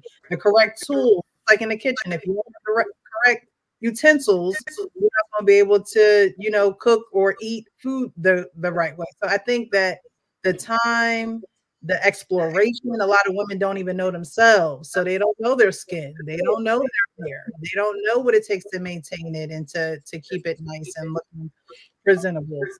There are women who will take the time to do that. And then there are women who will pay for other people's time to do it. And then there are women who will pay to do of that nature for themselves, but they won't take the time to take care of their own hair under the wig. They won't take the time to take care of their skin, the makeup that they're putting on every day or whatever the case may be. So I think that's a huge issue with women with all the makeup and things of that nature, even with the lashes.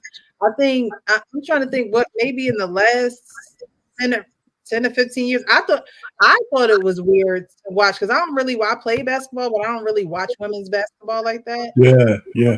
It was so weird to see these girls with lashes. Yeah. I'm like, how are you not sweating them out, wiping them off? Like I couldn't even imagine playing basketball with lashes on. I mean, I don't wear them because I don't even know how to get them on and all of that. But I could not imagine playing basketball and sweating the way I do and just the physicality of it, having lashes on. Well, here's what it is, Precious. First off, speaking of time, before we go into there, time. It's time to like, subscribe, donate. So if anybody's here listening, they did not like, subscribe, or donate, can you do that right now, please? Please do that. Thank you. But it's now they're now almost woven in, the eyelashes, to where it's not something that you put on like you used to by yourself. They're actually getting almost like implants, so to speak. One of my ex used to do lashes, and it's literally a tedious process where she had to use a big magnifying glass and put one in at a time to make it look natural. Now those big ones, this was prior to that being a style. So I don't know. And what I was going to say, when I said I speak those languages, I said a lot of makeup. I'm not saying it triggers the thought that, are you hiding something? Not that you are. Questions, and I'll find out. But that's when I have different questions now. Like now, I'm kind of wonder, is this something that you're doing? Like wigs and weaves. I'm a natural person, but I started learning through questions that sometimes they're wearing a wig because they don't want to always have to get up and do their hair because they don't want to take that time. So I could respect that. But they say, yeah, but I don't mind. And they would show me their natural hair or something along those lines. They like, nah, it's not the guy, and that then curbs the idea that of them disguising. So it's not that I'm saying that it's a disguise because they're wearing it. I'm just saying that it could be triggers the thought that now I need to investigate a little further to find out where the head is. Okay. And honestly, just like BBLs are going out of style, I think all that stuff will go out of style eventually. I mean, they'll probably come back, but I think women are saying that they are going back to their natural selves because all the carbon copies are, played out. Nobody wants that, but it's like, why would you want that in the first place? So for you to revert back to your natural body, to me, doing all that stuff is counterproductive. And it becomes counterproductive because you're going to want to go back to your natural body. You're going to want to go back to what God naturally gave you, because honestly, anything that you put in your body is foreign. So your body has to work, to accommodate it. And it doesn't always work like that with these women. And so they say that they go back to their natural bodies because it's not in anymore. But I honestly think that whatever that they're pumping into their butts and putting into their butts and their boobs and stuff, that stuff is working against you. And you're only getting older, you're having children, things of that nature. Like your body is constantly changing. Your body changes every 7 years. So to do all that stuff and not think that it's not going to have a huge impact on your health is foolish. But all the other external stuff, not necessarily an impact on your health, but not taking the time can lose you time when it's in terms of dating and really wanting something genuine. Men do want to look at something real versus something manufactured. So and even if he does like looking at manufactured, that's all he's going to do. He's going to look at it, maybe play with it for a little bit, but he's not really going to take it serious. So, just being mindful of that. But yeah, I wanted to play that clip. Now, the last clip is pretty lengthy. Now, we've been talking about this Pop the Balloon show. We always play the clips of the actual moment they're popping the balloons and giving their reasons and things of that nature. But I came across this clip of kind of how they're doing now. And there was a couple who did match. They did go on a date. They actually went out of the country. Wow. And telling their story. And I want you guys' reaction to this. Now, this is like a 20-minute clip, so we're going to break it up in between, because in between you can kind of tell some things, but I wanted to get you guys' reaction. I believe the guy's name is Eric and the girl's name is Jocelyn. And so they tell their story. They go to Greece, and when they come back from Greece, they realize something. You guys have matched on the show. Have you guys gone on a date? Have you hung out? All that good stuff? Yeah, we've gone on multiple dates. Now, just from looking at him, do you guys recognize him from the show? And maybe his demeanor when he was on the show? Do you guys recognize? I don't think he had his locks down on the show. I think they were maybe pulled back. I'm not sure. I've seen a lot of the shows enough, but I don't remember him. All right, I'm gonna keep playing. Maybe it'll come, and maybe it'll come to you. No, I don't. I don't watch the show that much, but no, he don't look recognizable. But he does have some of those things I was just talking about. All right, let it play. So I asked her if she would like to go on a vacation trip to a European country of her choice. She decided on Santorini. There was this area, like this town called Oya. It's where most of the houses are white, but there's a few blue tops, like blue. Oh, I've seen that. Yeah. That was the main thing I wanted to do. So we saw that, and it was nice. We watched the sunset from there. We had our very first argument on the 29th. Not you remembering the date. Well, I'm a very detailed person. Okay. You know, I take a lot of notes. She just decided. I mean, this is literally.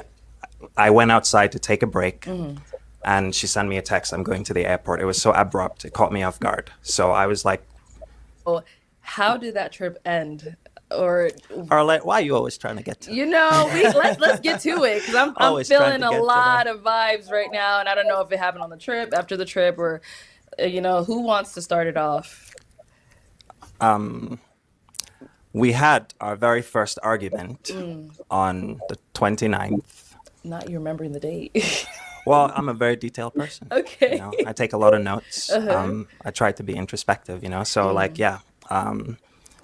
it wasn't really a big deal, but should I talk about it or? I would just like to say that we realized on this trip that we're not as compatible as we thought we were. We just had disagreements, and we just realized that we're great people. We're just not great for each other. And I personally would like to leave it at that. Even I will be fair. I will be honest. I am to some degree stumped at the decision not to continue. And we've spent a lot of time throughout the argument working through, the reactions, but never really addressing the initial cause. Okay. And, it did start off with her just saying she wants to leave. And the first disagreement, she said, that was the second disagreement. Oh, okay. The first disagreement was when I came to her place. Austin. The first time, yeah. Oh. So yeah, I was staying at an Airbnb, but on the last day, I decided we were gonna go over there and pack and stuff. But everything was everywhere, messy. She seemed like she was doing a lot, so I wanted to step in and help. So I was going in to move some shoes around, and then she reprimanded me, I guess is the way to say it, and just like that would piss her off for me to move stuff around. And so did you ask her before you just started moving well stuff? I didn't Okay. but that's the thing is, I didn't want to make a big deal of it. She asked me to take the trash out, okay, and I did. But I also felt like she had said to me that she would like to keep an open space, a safe space where I could just tell her things in the moment. So I think for me it was also a good point to test that out. Is it okay for me to tell you that the way you're saying that to me made me feel some type of way? Okay. So so obviously you guys worked through that worked through it. Yeah. You went to Greece afterwards still, right? Right. Okay. Yeah, and we talked about it a bit at the airport, and then we went on a trip. Everything was great up until I think the fifth day or so. I don't want to go into too many details just out of respect to her as well. Yeah. But I think that at some point I also, she wants to go slow, which is fine.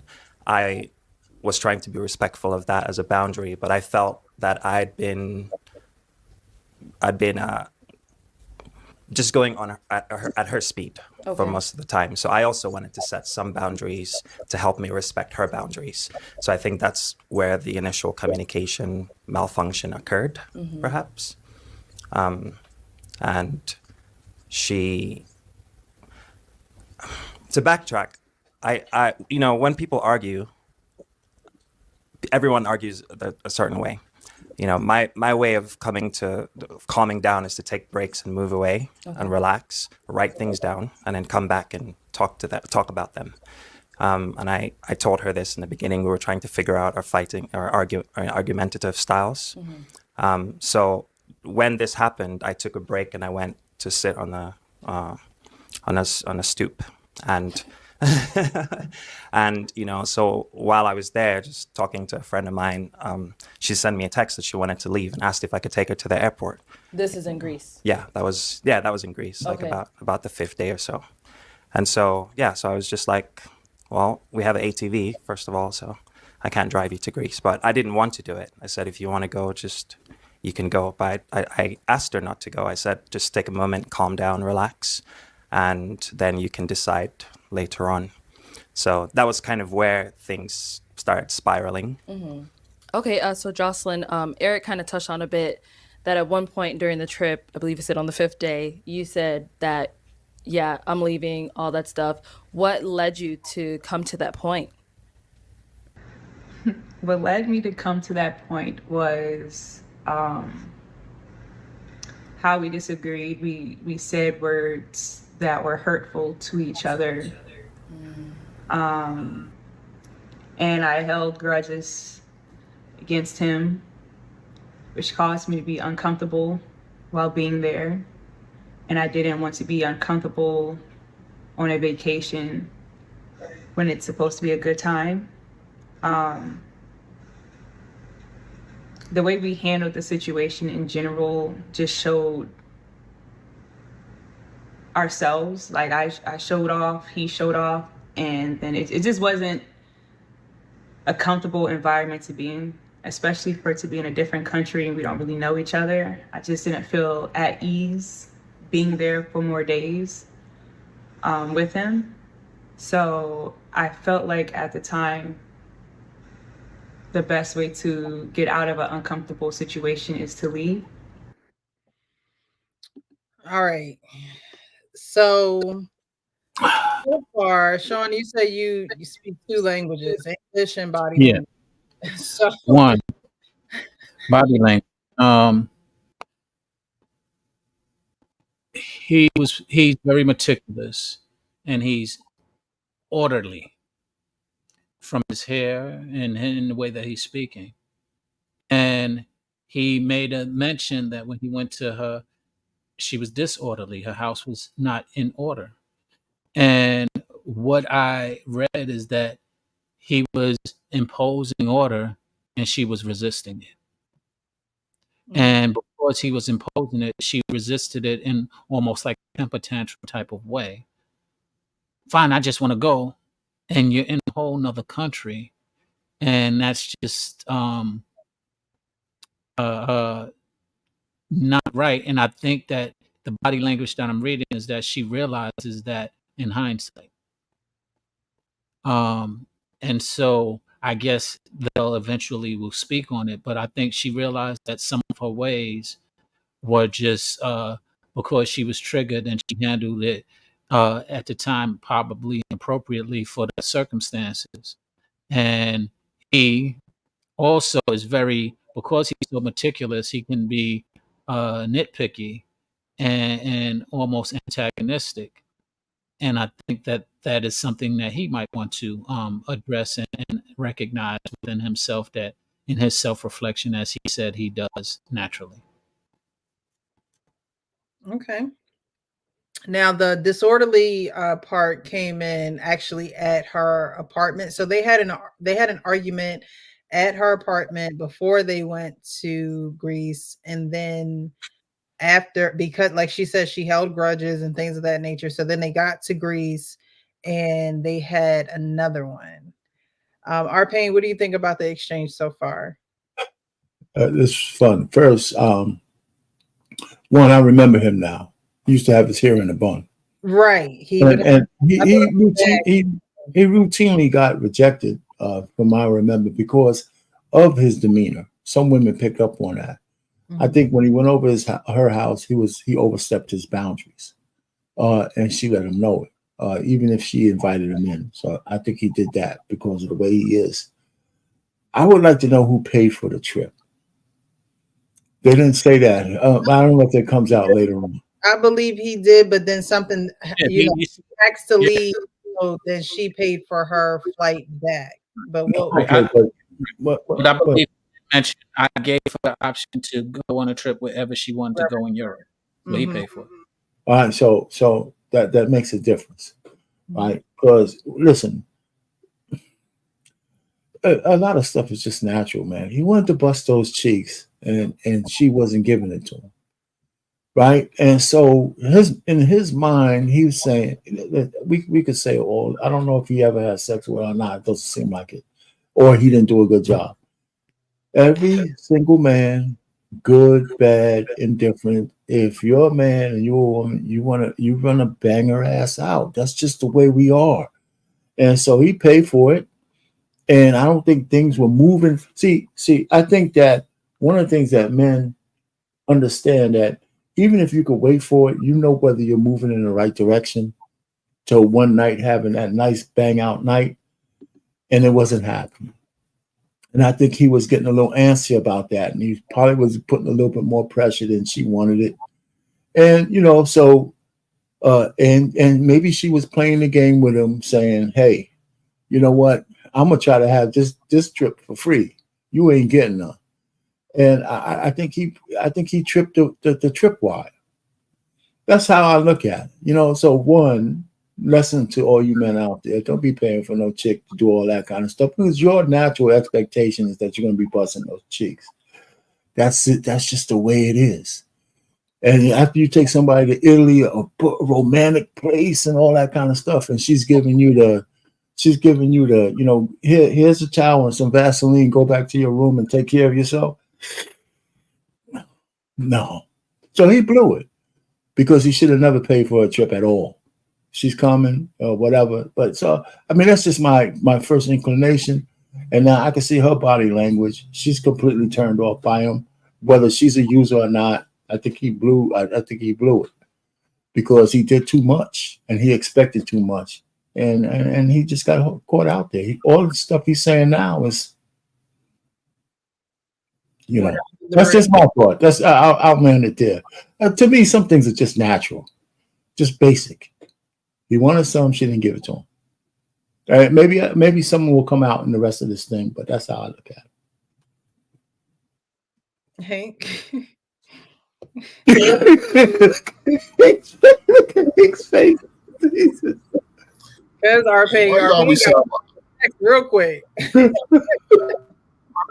We say I'm gonna land it there, and then he'll come with about 2 more sentences.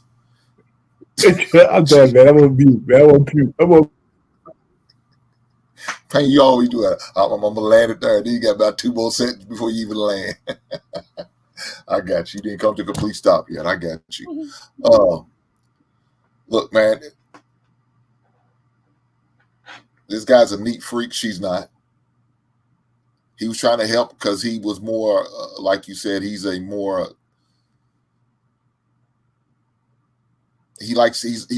organized. That's because he even admitted it, when he sit there and say, "I remember the date." He's a trainer. He trains. He trains. Okay, so yeah. So yeah, very much so, and that says a lot. Yeah, and so with that being said, there was a bad connection right then and there, dude. If I'm gonna get in, I'm not taking no woman on a trip that I never had sex with, because please believe me, I'm expecting to get some ass while I'm on a romantic trip like that. And I let this heifer choose the trip? Oh, hell. Shit, no. There's that. Look, that's my lady. She's just not some girl. That's my lady. I'm not just taking some chick I just met off the show a month ago taking on a trip like that. There's no way, but he did. So there's nothing you can do about it now.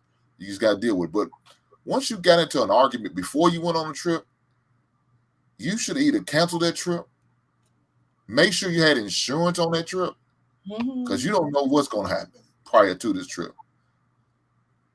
Make the decision, go by yourself. There's nothing wrong with going on trips by yourself. There's nothing wrong with that. If that's what you got to do, that's what you got to do. But at least you'll be at peace. Once I got to the first argument with this woman before I went on the trip, I would have said, don't worry about it. Yeah, you ain't got to pack your clothes. Don't worry about it. You good. You stay here. You enjoy yourself. I understand. And I'm gone. I'm enjoying myself. And matter of fact, I'm going to be even spiteful and send her pictures. That's how spiteful I'm going to be to her ass. I'm going to send her pictures of my ass on this goddamn trip. You know what I'm saying? And if I find a couple single ladies over, come on. Now, Payne, I don't know about this Vaseline. Who the hell uses Vaseline? Grace.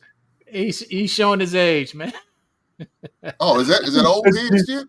Okay, man, it's just a figure of speech for everything's Vaseline, man. Take out there, I should have said lube, man. You know what I'm saying? Good God, lube. Lube is lube, man. Shit, lard, man, will work if it's bad enough. Hey, when I think about Vaseline, I think about my man Ice Cube. I think about my man Ice Cube, no Vaseline, and what he was describing in that song. Oh man, yeah, I'm good. All right, we're gonna keep on going. I'm not saying that was the best decision. Maybe I could have stayed and talked to him and talked it out. But at the time, I did what felt right to me. Okay. And so you did actually end up leaving? Yes, I left. Oh, wow. Okay. And then so after you left, have you guys been in any type of contact, any communication? You have? Yeah, so after we left, Eric still had to come back to my apartment because we shared a suitcase coming there. So he still came back to my apartment. We talked it out. We hugged. We had every discussion, every disagreement we had, we talked about off camera, and I've apologized. He's apologized. A lot of things were already discussed. So when he came back to the apartment, it was fine. At least in my head, it was fine. I walked him to the door. It was cool. In my head, it was cool. And even afterwards, when he flew back to Las Vegas, I checked on him to make sure he landed safely, making sure he's getting sleep. He told me he has more appointments. So we did keep in contact for the day after when we landed back in the States. Okay, I see here. Jocelyn, you stated you guys were having disagreements. You were saying hurtful things to one another, all of that. How was it dealing with those disagreements? It was aggravating. We were disagreeing on things we were disagreeing about the boundaries that we both set for each other, which is just very childish on both of our end. But after that, we chose to react off of our emotions at the time. So, in the morning time, I didn't really think that the situation was as bad as it was, but in the morning time, Eric had left, and I think you were doing laundry. I mean, he had things to do. I don't really want to say he was just up and left, but just that entire day, for the most part, we didn't really speak. It was either he was in the room and I was in the living room, or he was out shooting footage, or he was out doing laundry.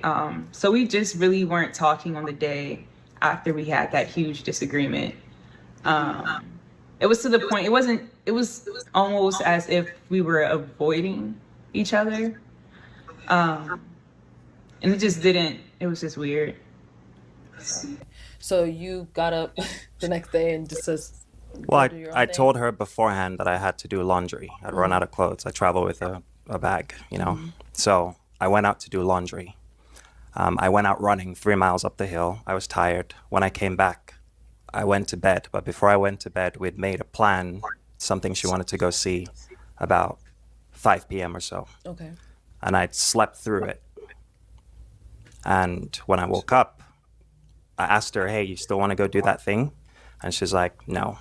So I was like, okay, well, if you don't mind, I'm gonna go and shoot some pictures or something. Mhm. I'd lost the key to the apartment, so I had to go back and look for it. So that's what I did instead. So I was going back to the location where I'd run to.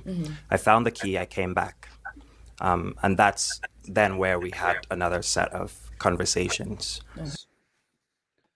So you see how the stories are conflicted there. She's like, oh, he up and left. And then she's like, well, I don't want to make it seem like he just up and left. He had things to do. But she said something that was very, very vital in the first couple minutes that I played. And she said that she holds grudges.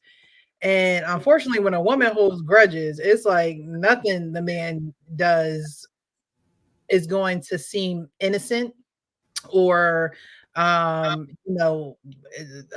going to seem like it's not really a big deal. When you're holding a grudge, everything's going to seem like a big deal. So she's thinking that he left, and he's saying, well, look, I communicated with you before I left to let you know what was going on. So I think that they had a huge communication miscommunication, but then again, I think, with her holding a grudge really made it unfavorable experience for both of them, because like she said, she didn't have to leave Greece, and then within him getting up, doing laundry, obviously you don't have no washer and dryer, the man only have a certain amount of clothes. He went for a run.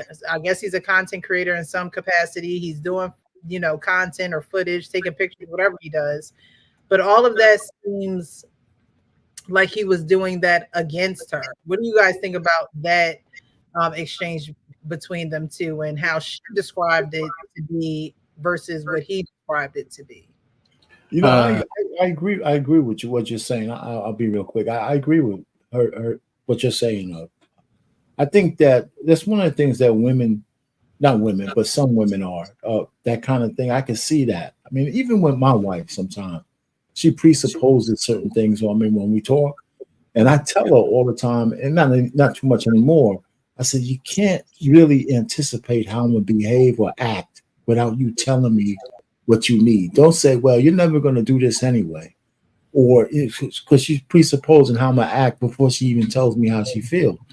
It took me a lifetime to break her out of that shit, So I can see this lady thinking that his little movements, everything she's taking it personal, and it's not even about her, So the way she feels is that okay, he's not talking to me because of something. He's not doing this because of something. And to him, he's just going through a normal day. Right. And so I can take it. I understand that. Whether it's right or wrong, it's an interpretation that a lot of women have of men, because they see men through their own eyes. And we don't behave that way, but a lot of women get that wrong. So that's how I would take it. Go ahead, Sean. I just wanted to make sure he was done.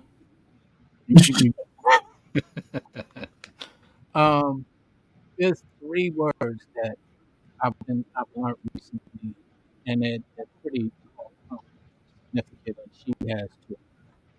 First one is hypergamy. That's one we spoke about it earlier, and it has nothing to do with this clip. I'm just saying these 3 words they are in our vocabularies now, and they're toxic. That's the second one, and trauma. And those last 2 is what we can talk about that she has. She has trauma, and that trauma is causing a lot of toxicity within this relationship, within their communication, because she's holding grudges, which is part of the trauma, and which is a reflection of the toxicity. Because she's holding it it means that she has been traumatized and hurt somewhere before, and it's a reflection that's triggering her and why she's acting out. And it's funny because I can identify and see these things, but when you bring it to people's attention who you're involved with, their first reaction is defensiveness. I say that because if I say it to people that I'm not involved with, their first reaction is embracing it. And the difference is because they think that when you have that trauma, you think like she's thinking, I'm doing something, that there's some type of plot plan or some type of thing against her, and so she's defending that. Whereas somebody who I don't know doesn't have that opportunity, because there's no way I could be plotting, if you just met me, that I could be plotting against you.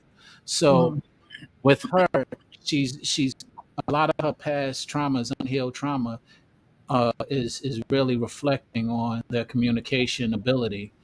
And he seemingly is very clear and very concise and very honest. If you ask him what's going on, he will tell you, well, this is what's going on, this is why it's going on, this is what I'm thinking about what's going on, and this is how I want to deal with what's going on. Whereas I don't think she's ever dealt with anybody in that capacity, and she's realizing it. Is the body language again? She's realizing it, and has realized it since she went on that trip. She's realizing some of these flaws that she's actually noticing, because she's still trying to get mad at him, and when he explains it, it almost makes her feel stupid. Right, Because she's like, oh, okay, that makes sense. But she didn't have the mental fortitude to deal with it that time, because her emotional regulation is also an issue. Yeah, she had the fight and flight, well, fight versus flight, and she chose to fly and go back home. And then with the catching offense to what he did, when he's really trying to give her space based upon how she's reacting. Hank, did you want to chime in here, or you want to keep going with the video? Well, I was gonna say she's very vague with her information. The reason why I think she doesn't want to look like the bad person. I look like the bad guy. I just think that's what it is. She don't look like the bad person. She looks real bad, and has she responded a lot of stuff. You know, she's real childish, and to sit there and say she holds grudges says a lot about her. She's still holding off some boyfriends, three or four boyfriends ago, and so she's holding it over him about what he's probably doing or what he's done, and gave up goddamn PTSD flashback, and now she's tripping. Every little thing he does is gonna be a problem. Yeah, she needs some help. And man, he made a mistake by asking to go on a trip, and now you dealing with this and talking about he was cordial on the way back, you know, and want to make sure, yeah, you try to keep the lines of communication up, because you realize he's a good dude, and he seemed like a provider type dude, but you're just not ready, and you want him to be patient and just to hang around. Matter of fact, you try to put him into the friend zone, see if you could hold him there long enough to get your shit together, and then you know, spin the block and see what's happening. Now, if that was me, there's no way. She done for. Yeah, it ain't gonna be turning and spinning the block on this. I would have never went on that goddamn trip. But you know, it is what it is. Hey, you pretty good. Also add, I think part of what this whole thing is that she feels guilty that she used him as well. As soon as she got back, the maintenance man was banging it out. As soon as she got back, that's funny. They got, so and I agree with Hank. She was like, want to keep him kind of close, see how long he'll stay in the friend zone, because he looks like that kind of sucker. And well, the thing is, this is where we gotta kind of. He ain't a sucker. He's a good guy. And no, he's a sucker. If he paid for a trip, he's a sucker. I mean, but he's not. If he can afford it, it's whatever. It has nothing to do whether you could afford it. Man, look, if you could afford it and it's whatever, spend it. Okay, I agree with you, but his expectation was that he would have been banging her out under the gondoliers out there his expectation in Greece. The sunlight, Greek god, or the outside the window, you're banging it out in the moonlight and shit, and it didn't happen as well. Hey, that might be your expectation. It seemed like his expectation. he was looking for the wife, and she looked like she was looking for what? He was looking for what? The wife. You bang out your wife too. I bang out you bang it out. But I get it. But what I'm saying is that if you're looking for a wife, right, and she is very childish. That's why I was like, Hank, you know how to do that sign language stuff too. You could read it as well because you read it clearly. You know, and reason why I say that is because when you got money to go to Greece or say you can pick anywhere you want, that means you're talking to a person who's sitting on it, and you ain't and he ain't thinking about it from this angle of somebody who is worked hard to get it. He's thinking it from the angle, I got where you want to go. So it ain't no biggie. That ain't the big thing. The big thing is that he's communicating to her and she's acting childish, and he's trying to give her the benefit of the doubt that she can show some maturity in the scenario through their communication. And sometimes he gets that, and then sometimes she just reverts back to her pain and trauma, and she's even learning that she got pain and trauma that she's dealing with. She's acting very immature, as Hank just pointed out. She knows she did. She knows she's effing up. She knows it. She's listening back as he's answering things like, "Oh man," that's why she ain't want to get into details in the first clip. Because if I get into details, he gonna expose the hell out of me. So I'd rather not say. I just want to keep it going. And he's still respecting that. Most cats would have been like, "Oh, this heifer, she was acting like low." Facts. Because she kind of called me to the couch and like. So we're going to get into, so at the end there, they talked about them going to do something that she wanted to do at 5 p.m. He went to go take a nap because he was tired, and he slept through that 5 p.m. appointment that they had. So they're about to get into, him not waking up, why she didn't wake him up. Spoil your bread ass. Okay, what's going on? And so I told her, I was like, nothing is wrong. I'm fine. I just feel like I have to be a bit more distant about cuddling and, kissing, because it feels sometimes when I try to do it, it seems like you're uncomfortable. You kind of back away. Okay. She wants to kiss. She doesn't want to make out, things like that. So I'm like, okay, I don't want to be too overbearing. So I'm going to kind of create a little bit of a boundary. Still want to go do things, but she didn't wake me up, and she said that I should have set an alarm. So, I called her passive. I said that was a passive statement because we're in this together. So, wake me up. And yeah. So all of this was before she said, I'm leaving? No, she'd already said she was leaving in the afternoon. Okay. So she just decided. I mean, this is literally, I went outside to take a break. And she sent me a text, I'm going to the airport. It was so abrupt. It caught me off guard. So I was like, what's this nonsense? The Nigerian in me came in, and I was like, I don't understand what you mean you're leaving. Go take a break and relax. If you want to get an Airbnb, go get an Airbnb. You don't leave, there's nothing to leave. So how long did you guys have this trip booked for? 7 days. 7 days, okay. And then Jocelyn, you ended up leaving on the 5th day, or the 6th day, or what day was it? Was it the 4th? Was it the 5th day? 6th. I left on the 6th day? Okay. You left on the 6th day, yeah. I see. Okay, so with him, with that thing you guys wanted to do, you didn't want to just like wake him up, or what was going on with that part?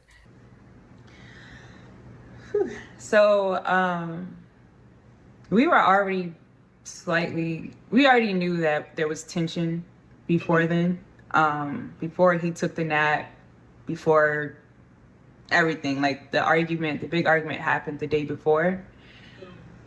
So when he went to sleep, I don't know, it's like, I don't really know how to explain it. I could have woken him up, to answer your question. I could have woken him up. However,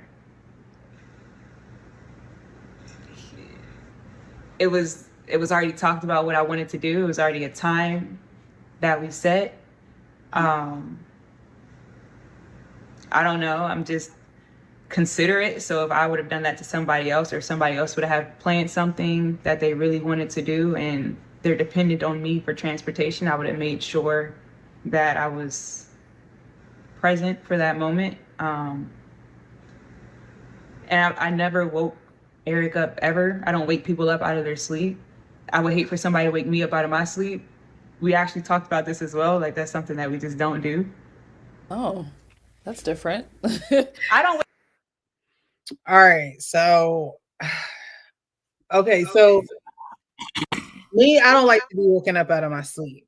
But that's like if it's 1 o'clock in the morning and, you know, it's not an emergency.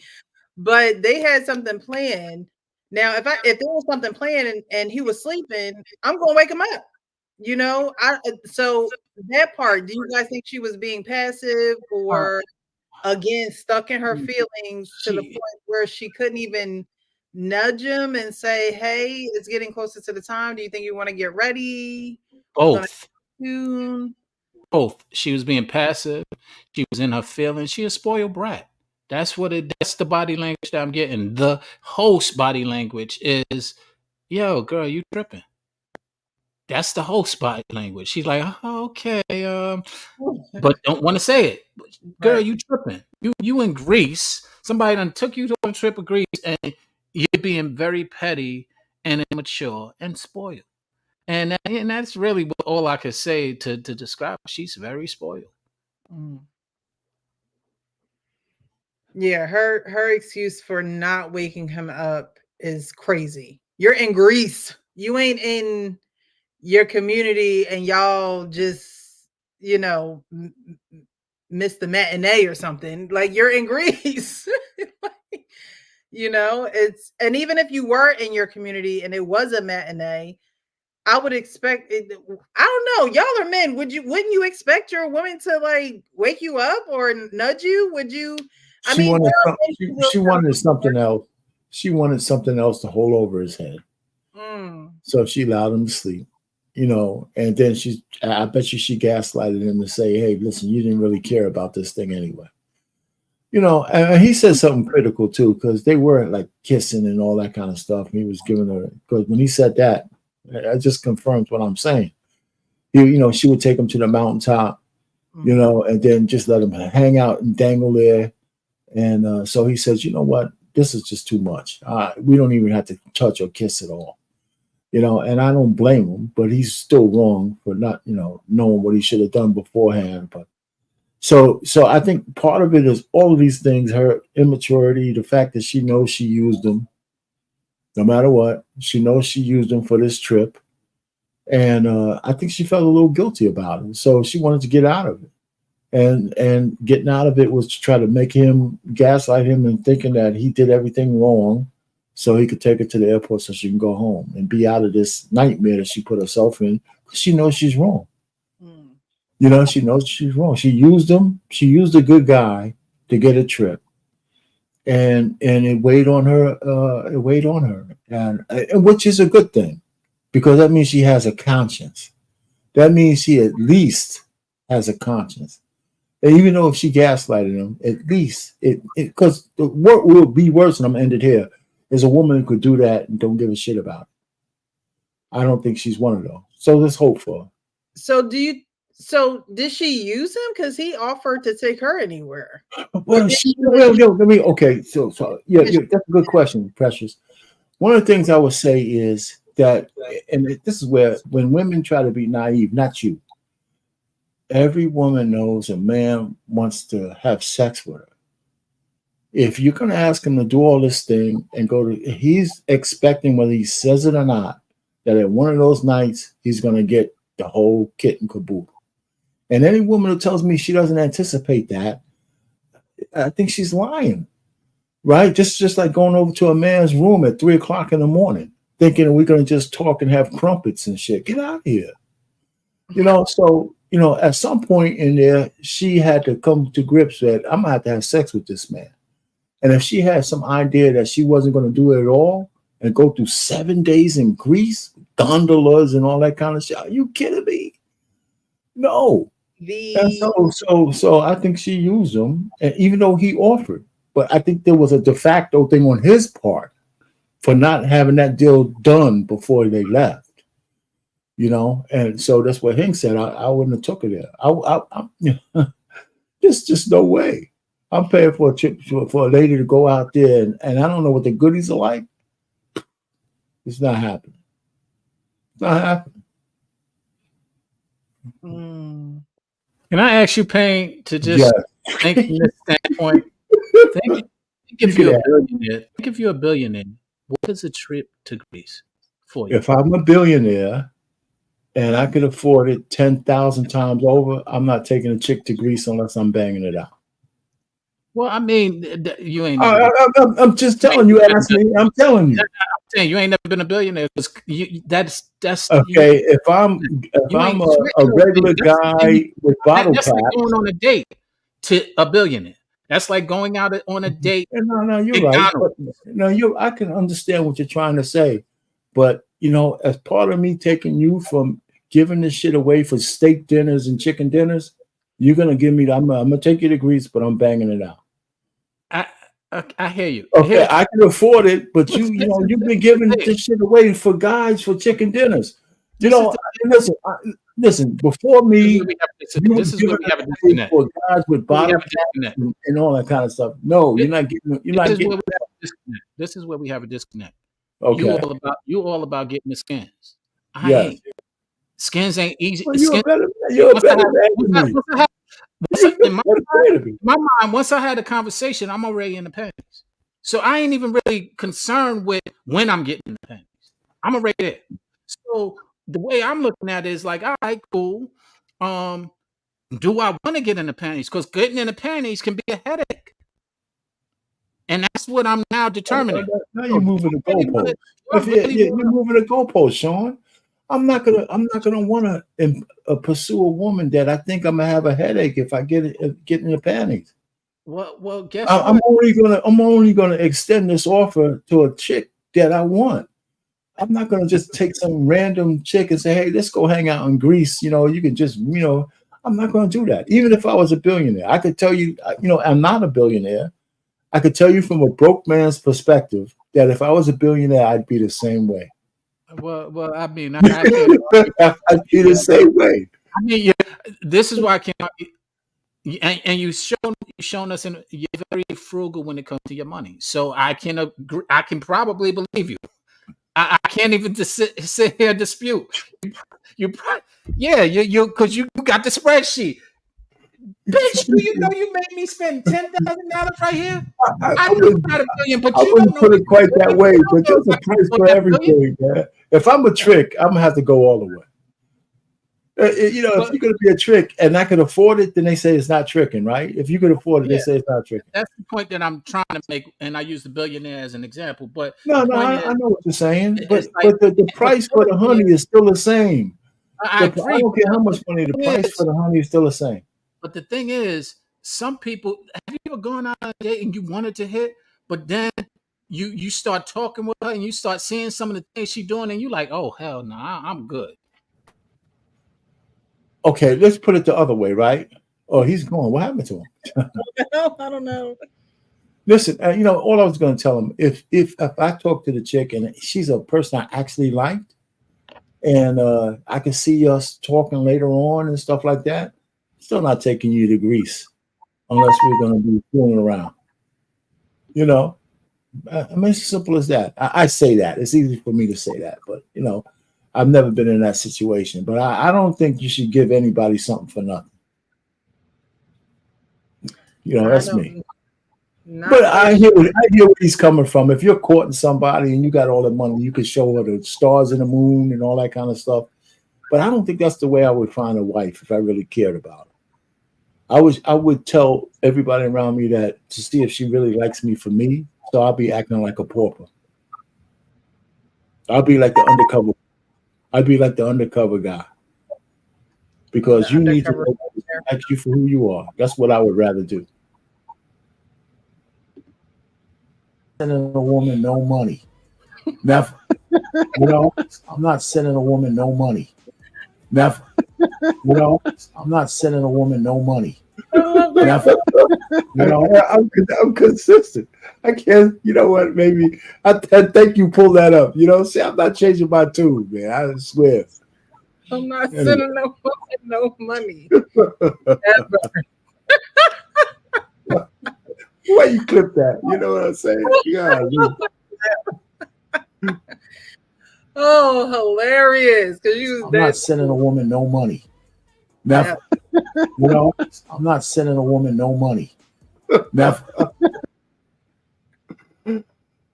Okay, here's what I would say. I wonder if he changed that shirt since that day. You know, you have to... Man. He be busting my chop all the time, man. I got to be able to give back once. Oh my God! Aaron says, "What's up, bro? Where did you go, man?" Man, my whole computer system got discombobulated after asking that question. That's right. You shouldn't ask me those kind of questions. No, but seriously, I've been on places where I was extremely attracted to the person, took her out, and got to the point where I was sitting there and I'm like, oh hell no, she gonna be a headache.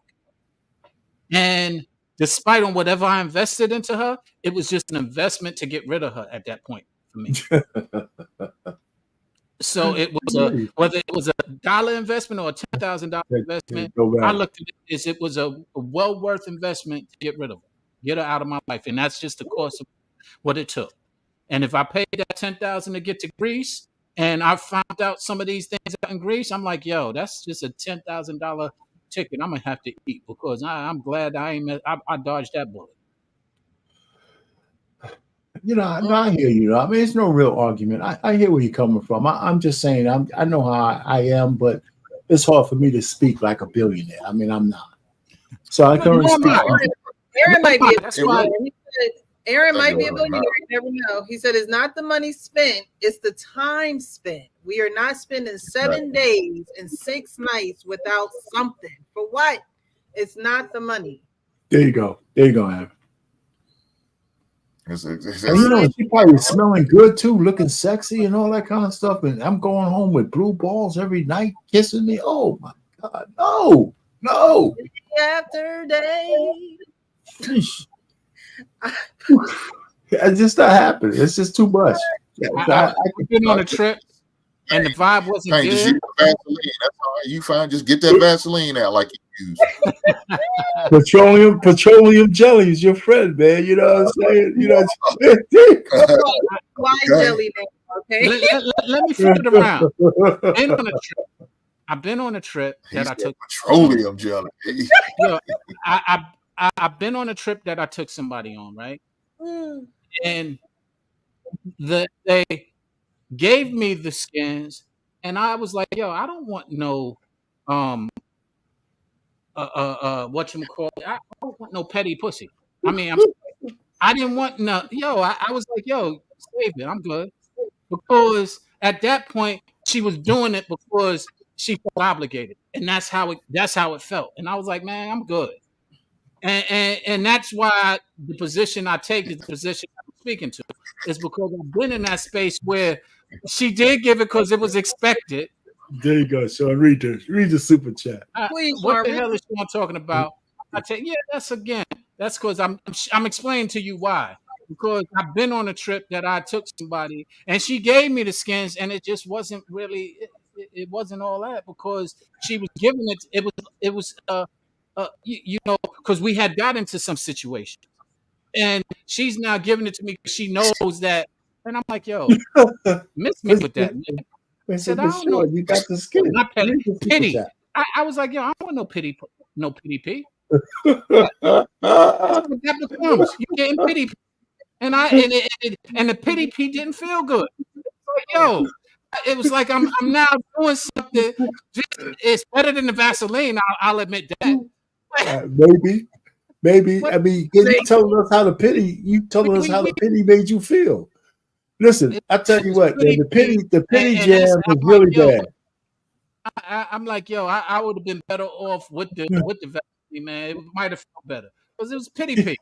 It's like, yo, doing it because we out there, we out the country. She know that she already invested in it, and she's like, all right, here, You got to read the super chat, Sean. You not over gonna here. read it. He not gonna read it. He want to talk about Pity P. Big Ant sent $10 in and said, "What the hell is Sean talking about? I'm not taking anyone to Greece unless I put a ring on her finger." And Payne talking about banging in Greece. Now, Lord help us. And Big Ant, I hear you. Thank you, Big Ant, for the super chat. I stopped at, what the hell? I stopped at. I'm not taking anyone to Greece unless I'm like, yo, unless I took somebody out the country, and I'm sharing with you from experience that as much as you talk about, I want to get it, I'm getting it. If you getting it and they ain't into it, I don't know. You're right. You're right. You're absolutely right. It was. I would have preferred. And the funny thing is, in the place that I took them, there was a lot of hookers downstairs in the hotel because this is that type of place where you can actually engage. And I shared that with her. And here come the Pity P. I'm like, man, I might as well went downstairs and brought one of them upstairs. Is what I told her. The point, Sean, is how well did you perform during the pity party? Because I had a buddy who was covered in this chick, and she finally gave him some pity. I said, she gave you a pity deal, didn't she? He said, yeah. I said, you probably lasted 2 minutes. And I said, so you blew the pity thing, didn't you? And we just bust out laughing. I said, he tried to hide it. I said, you did. You blew it. You finally got it and you blew it. Yo, so listen, so I know about the pity thing. Huh? Just match each other's energy. Oh man. And that's kind of what it was. And I mean, I performed, but I didn't get any. You performed all right. Yeah. I'm saying I didn't get any pleasure out of it. So I stopped. I'm like, yo, you good? She ain't act like she was good. I'm like, all right, yo, I'm good. Well, and it's obvious I ain't getting out of it. I'm like, yo, all right. Listen, man, I hear you, brother. I hear you. So the fact that you remember the pity is a big thing. That says a lot. 7 days, girl. Let me love you, all of you, all the ways there are to love you. 7 days, a first date. We're close. We're married, shit. And that's a fact. You can't just be taking anybody out the country and thinking that, things are gonna go A-okay, and you've never crossed that line with them before. You're almost setting yourself up for failure. But what I will say is, I don't think not getting it was his issue. It seemed like he would have been okay.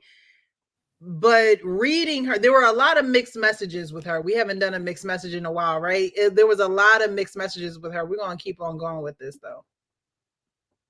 I'm not sending a woman no money. Oh, my God. Never. What is it? Wait, did I get rid of it? I couldn't get it right. He said what he said. All right, here it is. That's one thing I don't like. If you oversleep, you oversleep. It wasn't a life or death situation. You know what I'm saying? Like, if he overslept, then he overslept. I was upset back in the day. We didn't go to something I wanted to do. Okay, it was fine. So would you say that was the last straw for you, him oversleeping? No, the last straw was the day before. I don't really know. So with me, it's once my mind is made up on something, it's pretty much made. Okay. So when I booked the flight, it was kind of already anything he did after that was kind of okay. I see. I'm leaving soon. On this 7-day trip, or 6, I think you said you left on the 6th. On what day did you realize, yeah, this is it for me, I'm done? 6. That's a great question. It wasn't day 1 or 2. Let me see. Give me a second. I don't really remember what day it was when it hit me I'm done. It was just a feeling that I had when I was just I'm not doing this anymore. I'm not arguing anymore. I'm not being upset. anymore. You know, it wasn't necessarily like, oh, this day I got mad. It was just really like a feeling like I don't want to feel like this. I don't have to feel like this, you know? So that's really what happened. I don't know what day that was. I really don't know. It was probably the day I booked the flight, to be honest. But I just had a feeling. I'm like, I don't want to argue with this man anymore. I don't want to be uncomfortable in a foreign country with this man anymore. So that's really what it was. Jeez. But afterwards, I didn't want to have a dating relationship with Eric anymore, because I think Eric can still be a great person. So I was hoping that we can have a platonic, just cordial friendship afterwards. I know I didn't want to date him anymore, but I didn't want it to be as if he's out of my life completely, because he is cool. Like, Eric is a cool guy. Like, honestly, he's cool. He has a lot of skills, plays instruments. He's a really cool guy, honestly. He has a lot of great qualities about himself. I just didn't want to date him anymore. So, yeah. Oh, Jesus Christ. Eric, anything you want to add to that? We could just wrap this up. I take notes, so I have the dates. July 5th was the day we went to dinner. It was the day that we had a conversation. You asked me to tell you what my expectations were of you. I told you that I would like more hugs. I said you're bad at hugs. Remember that? So she said, yeah, I'm going to work on that, you know. And I told her that I felt like every time I gave her hugs, maybe she was feeling like it was trying to lead to something else. I'm like, no, the hug is really just a hug. Like, just put your arm around my head, and that's all it needs to be, you know. And so she's like, yeah, I'll do better. And that was that. The dinner was great. The next morning is when I went for the run early, and I wake up early, I go for the run. So when I came back, she wanted to have a conversation that afternoon because she said things were seeming weird and I seemed distant. So I was trying to explain to her why I was distant. First of all, I was tired, but second of all, I'm just trying to give you some space, and I don't want to feel like I'm overcrowding you, essentially. And it was literally within 20 minutes of that conversation, she sent me the text, "Can you take me to the airport?" So it came out of nowhere, literally. Okay. All right. Well, after this trip, did you guys, I know you said, did you guys communicate at all after this trip, or was she left and that was it? I think you had mentioned you guys shared a suitcase, so eventually you had to see him again. So how did that happen? It was cool. Like, honestly, so from everything that we just expressed to us getting back to Austin, we had conversation. Everything seemed fine. We came to understanding that we both said things that didn't. I'm sorry. I forgive you. I forgive you. I thought, okay, yeah, we're back on track. We've sorted it out. Okay. So how did you find out that you guys are no longer dating? Well, she sent me some pictures to edit. I edited the pictures. I sent them back to her. She went to London, which we by the way, we had a whole day because she booked the trip at 6 p.m. on the 6th. So we had still the whole day to spend together. We were sitting on the couch. We were cuddling on the couch. This finally. is in Austin? No, this was still. This so was you're the day after. Backtracking back to I'm backtracking, yeah. So she's already had a decision to leave. She's already bought the tickets. There's nothing we can do about that. Okay. We've apologized to each other. She's more calm. I'm more calm.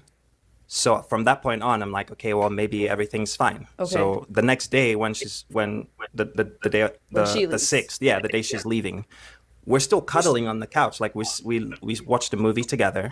We went to breakfast.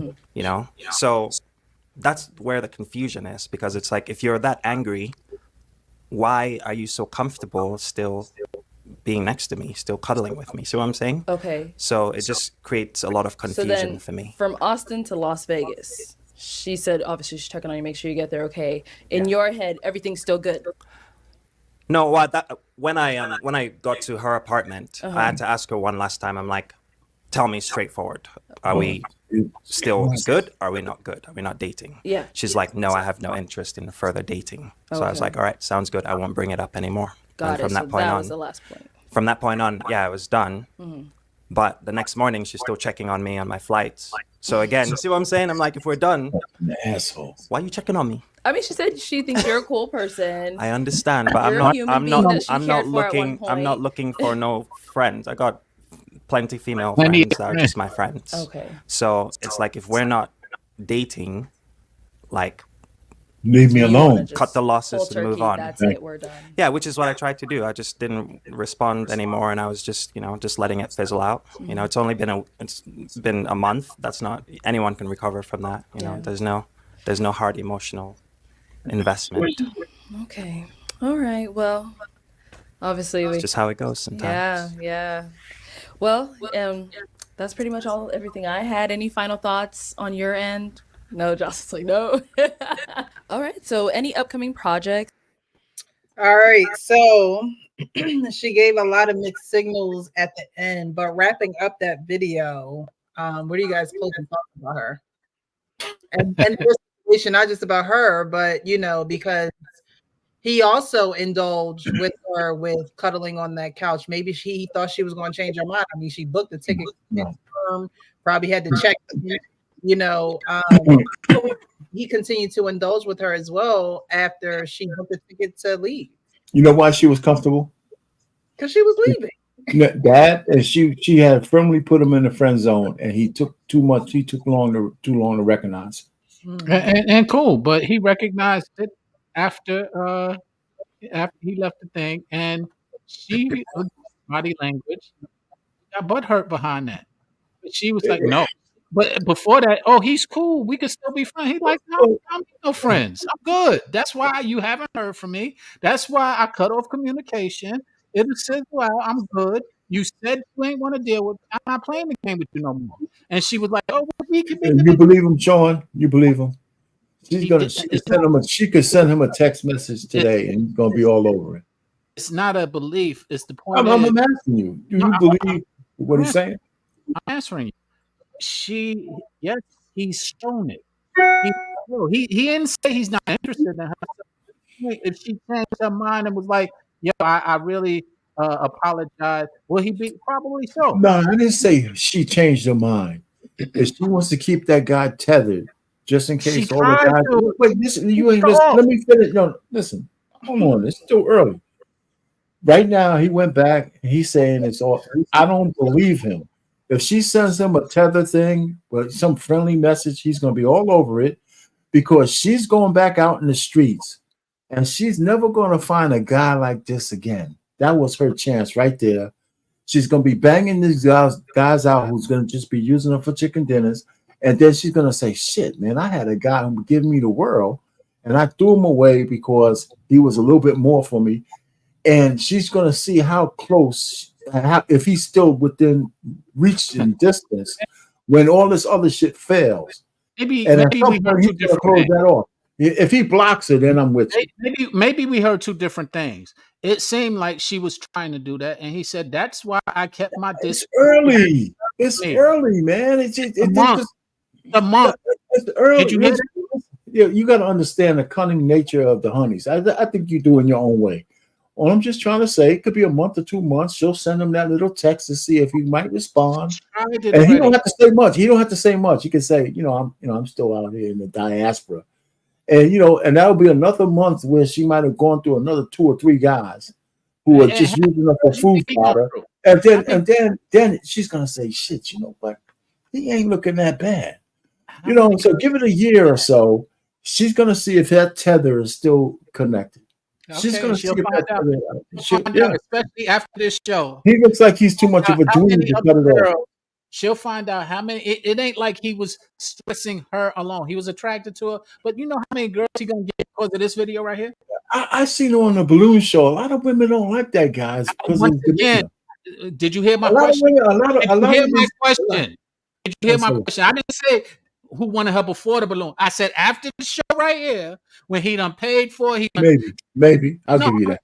I'll give you that. Not only we going, he might get some credit after this show, but then some other women say, shit, I might get a grease trick out of him. I might get a grease trip out of him too. He got a whole line of women want to go to Greece now. Yo, Payne, The host is married, and she over there squirming like, oh man, woo, okay, girl, no, really? Can I go to Sweden? Let's go to Sweden, baby. You know, that man. He got a whole line of women want to trick his ass out now.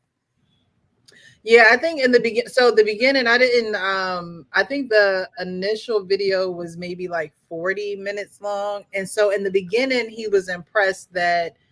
I think a lot of times he gave her a choice of where she wanted to go, and so to eat, she said she wanted to go to Buffalo Wild Wings or something like that, right? And so then their next date, they went to Dave and Buster's, and so he said that he really liked that he wanted to do really nice things for her, but she was okay with just the status quo things.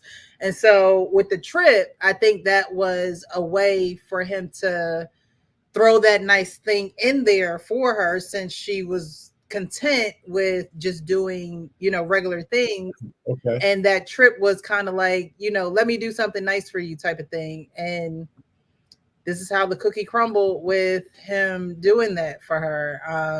And this is one of those experiences where it's like you live and you learn, but the whole experience for them was thrown off because I believe he wanted to be an adult about some situations, and she just wanted to stay on that juvenile level. And when you're in a relationship with somebody like that, or trying to build a relationship with somebody like that, it's just not going to work, because you're going to find yourself outgrowing them, and they're never going to, do that inner work like Sean was talking about. Is it the enemy or the inner me?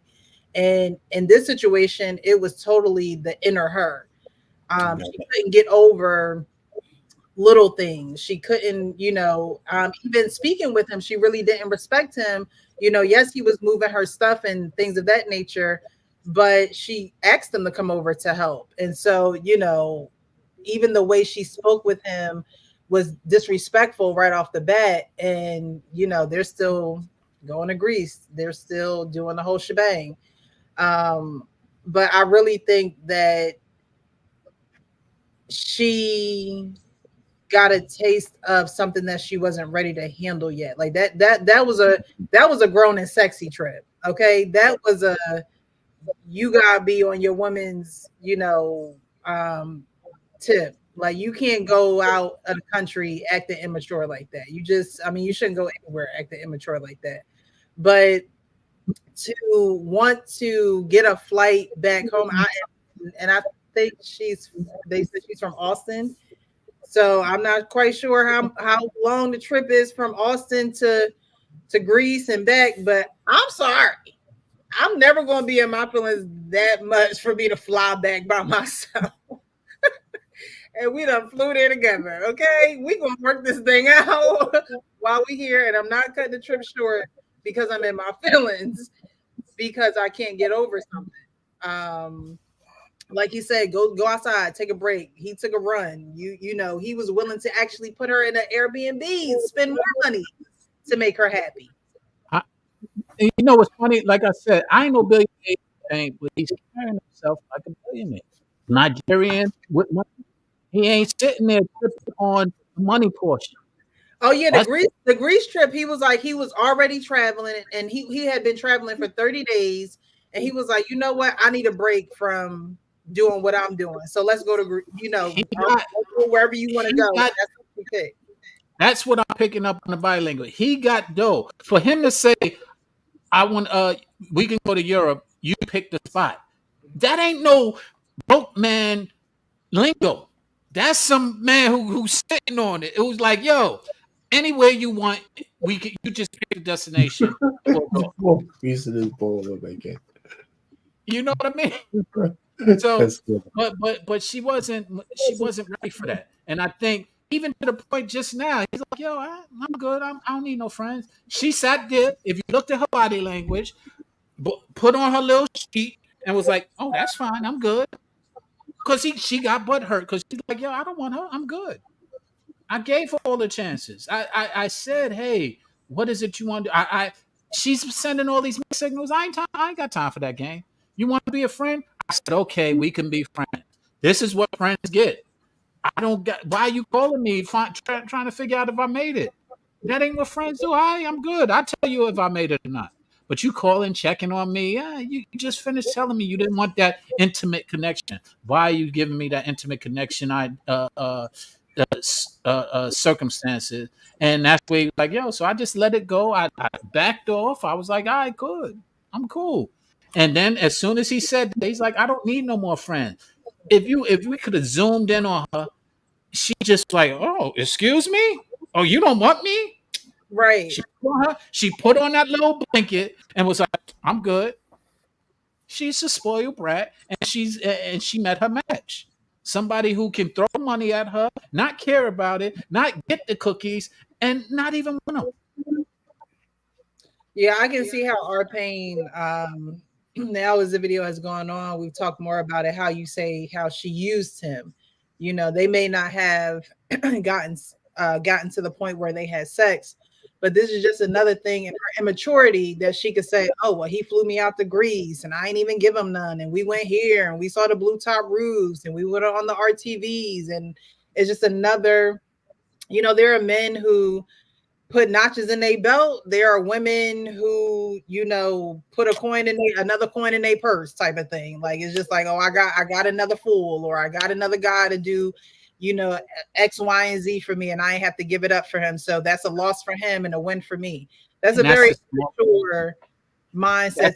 That's a small mentality to somebody who's like, yo, I spend trips like that on a regular. Right. Yeah. You took me to Roof Chris. He made me, and you do that regularly. You give your kids money to go to Roof Chris. Yeah, but you're still missing a point. So we're talking from her point of view. Doesn't matter about his point of view. She thinks she's reflecting. He's the leader. It doesn't really matter about. It's nothing to do with leadership. You think you got over on me, but really, I paid to get you out of my life. You don't hear that concept? Please don't let it go over your head. Yo, I paid this 10 G to get you out of my life. I'm good. I got it. But that wasn't the initial intent. That was his final intent. I understand that, but the point is, he wasn't hurting for it, so it didn't matter. We're not talking about whether he's hurting or not. Did y'all not hear that? No, he's not hurting for it, Sean. You're right. You're absolutely right. This man is ready to give a woman the world, and she ain't got to probably want nothing. It's his time that she messed up. It's his time that she was infringing on acting like a child. And so, yes, he's not going to allow his time to be wasted anymore. So it's like, no, we don't need to be friends. No, you don't need to check on me to see how I'm doing. I'm a grown man and I can get from A to B safely. And if I do have any troubles or problems, you're not going to be the first person I call. I'm not going to let you know what's going on with me. But like they were saying, it's his time that he can get back. Yes, he can go to Greece with anybody any day. But he's not gonna. Nobody wants their time wasted and played with, and that's what she did. She played with his time, and she couldn't be an adult, and she was acting like a child. And you could see that by the way that she was on that couch with the blanket on top of her, and you know the look she would give and the smirk she would give sometimes when he was talking. And so, you know, after Greece, she said we found out that we weren't compatible. But at the end of the day, you're probably not compatible to be with anybody right now. You know, he had an exact mission. He said, "Look, I'm not looking to have any more friends. He wants to be married." And so, when you want to be married, and a man makes a move like that, if a woman's not ready, he gonna move on. And she just missed out. You know, I don't know, you know what he has going on, but at the end of the day, he seems like he has a solid foundation. That's for sure. Yeah, we saying the same thing. I'm just saying, when she's sitting there doing that we just described, telling her girlfriend, yeah, he tricked out on me, he sent me to Greece. She looking real foolish to a real man. Yeah. Okay. That's what you said. Cool. This has been a show. We're gonna get to the we're gonna get to the final thoughts and then we're gonna get up out of here. Yes, Right, man. we'll start with our pain, and then we'll go over to Sean and end with Hank. All right, let's not. You know, it was a good. I think that was a pretty good little scenario. I like the Bloom show. I mean, you can get good content out of it sometimes. But I do remember the guy. He's been on several of her panels. Mhm. I understand his interaction with different ladies. You know, he was looking for more than what she was willing to give. I think she was playing a game. I think he's scared a little bit because she just wanted to go out there and frolic. He was trying to kind of assess her if there could be more. And you know, I just think that she gave him a little bit of mixed signals. You know, if she wasn't going to give up the goodies, I think he understood that you can get a kiss, you can get a hug. And then he also said the hugs weren't that good at the end either. So I can understand him backing off because he said I can't go any further. But I think she was just looking for certain ways to put him in the friend zone. She finally did that, and she left. I mean, I think this is the way. I think she's the kind of girl we're gonna see on TikTok a year from now. I had a good man. I had a chance. I had a good man, but he wasn't driving a nice car. That kind of stuff. I mean, you know, so it happens that way. She wasn't clicking. She's looking for some kind of spark, and that's how women get caught up with the Pookies and Ray Rays because they know how to give you a spark that you need, but there ain't no substance behind it. So. You know, so I think he was a dweeb, and he probably got a whole lot of ladies in his queue now who want to go to Europe. You know, so I think he needs to up his standards a little bit. Don't take nobody nowhere. Try to vet them in a different way. You don't lead with your money. I'll land it there. Thank you. Yeah, you said he wanted more than what she could give, and some women are capable of giving you, you know, what you need at that time. And so, you know, it almost makes me feel like did she have somebody else back at home? Like, you know what I mean? Like, it would does she not feel? Because when a woman, he said, you know, with the hugs and things of that, when you naturally don't want to be affectionate with a man, when you naturally don't want to touch him, don't want to give him a hug, there is something really internally that's stopping you from doing that. Literally, whether it's your spirit, your conscience, like whatever you want to call it. And women don't want to be honest about that, but your body language will be honest for you. It 99.9% of the time. I mean, if you could fake that and you know, then you probably could. But if a woman naturally does not show a man affection and her body rejects you, then something's definitely wrong on her side, and it's something that she's not telling. So she might not be capable of giving him what he need, or she may have somebody else that she is giving him what he's desiring. She's giving that to somebody else, but they may just not be on his level or able, you know, like she said, I got you. Yep. you know, plays instruments and da, da, da, da, you know, the man is always busy traveling and all of that. Maybe she's just not up to par, you know, with all of that. So thank you, Arpane. I appreciate you for being here this evening. Sean, your final thoughts? Let me see how I want to address this. Oh, Jesus. Words. First, I'll start with 2 words. Emotional maturity. That's something that in this case she did not show whatsoever. And a lot of women tend to not show it. I won't just say it's a gender thing for women. Men sometimes express a lot of emotional immaturity as well.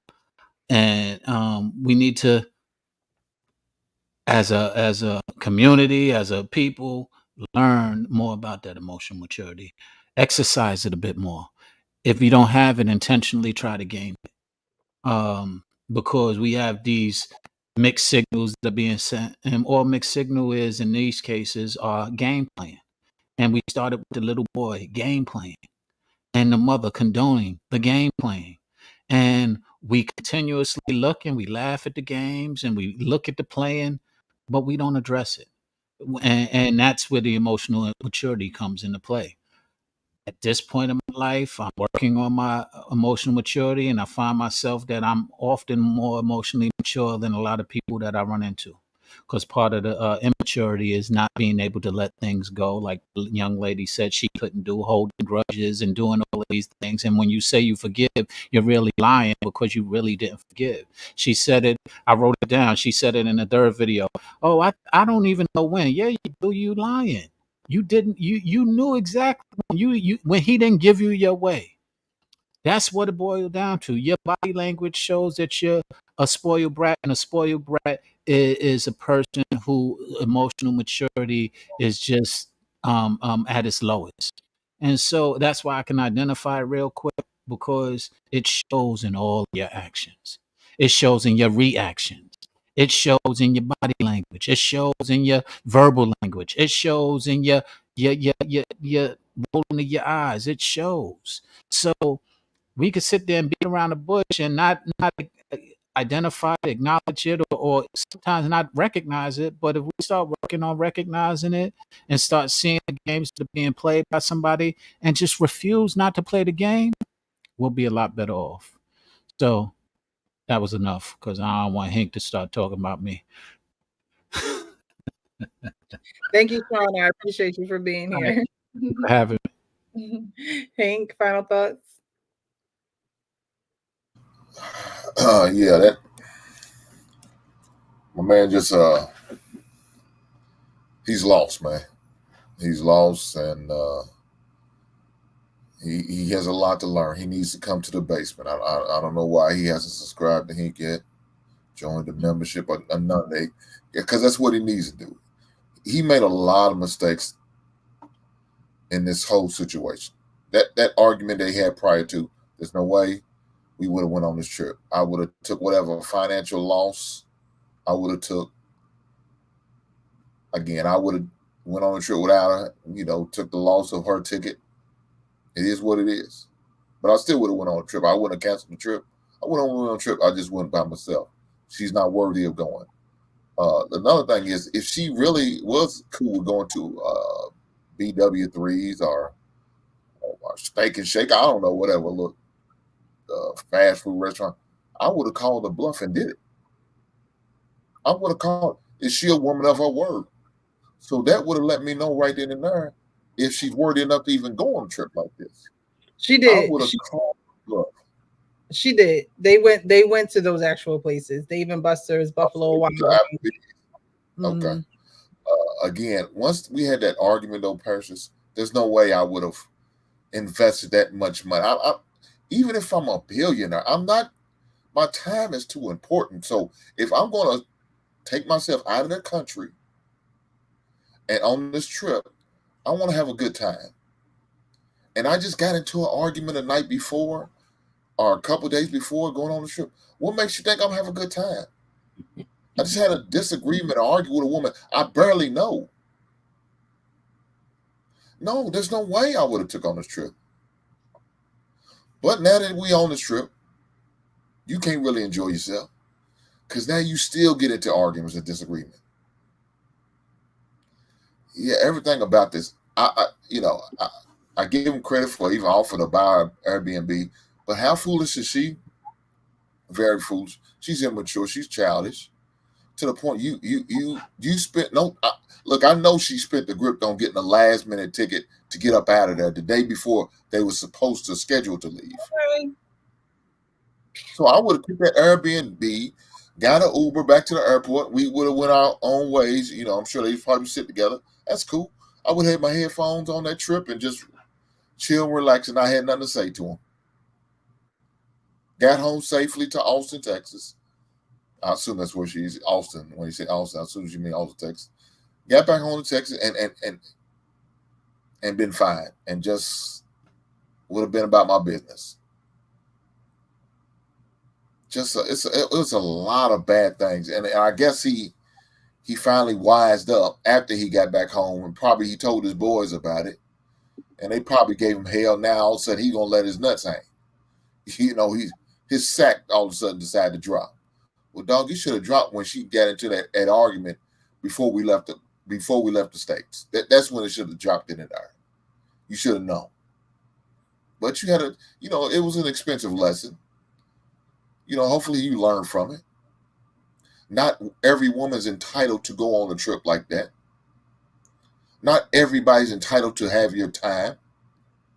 Not every woman's entitled to get you and to be in your presence like that. They have to earn that. And to me, if you barely knew, I think what he said, a month, she hasn't earned that opportunity. She hasn't earned that privilege. But you was a fool enough to try to give it to her. Well, shame on you, brother. I blame more him than her. I expect that from a immature, childish woman to make a decision like that, to act like that, to carry on like that, to behave like that. I expect that from her. But you as a man who seems like you got your shit together, I expect more from you. And that's not what we've seen. I'll leave it there. Some great final thoughts. Thank you, Hank. I appreciate you for being with us this evening. Yeah, I mean, I think someone said it best in the comments. Not about the grease in the ball. Sorry, my mouth slipped. Metalik, who said this experience should teach him a valuable lesson in impressing women, especially just knowing them for a short period of time. And that is very true. I think that with this guy, he had already been traveling. They had already been dating, and doing things together. And a lot of men would want women that fit into their lifestyle, right? So it was nothing for him to say, where do you want to go? What country do you want to go to? And then just book the trip, because that's probably something he would have done for himself. So for him to add another ticket probably was nothing for him. But at the same time, not knowing this woman and knowing her temperament and being in certain situations with her was a red flag. And then for getting into an argument right before you're going to go is another red flag. It's almost like, a warning for things to come. And so that should have been his time where he reflected and said, okay, do I really want to do this? I think he had a lot of patience for her, patience that a lot of women do ask for from men. I think he displayed that with her.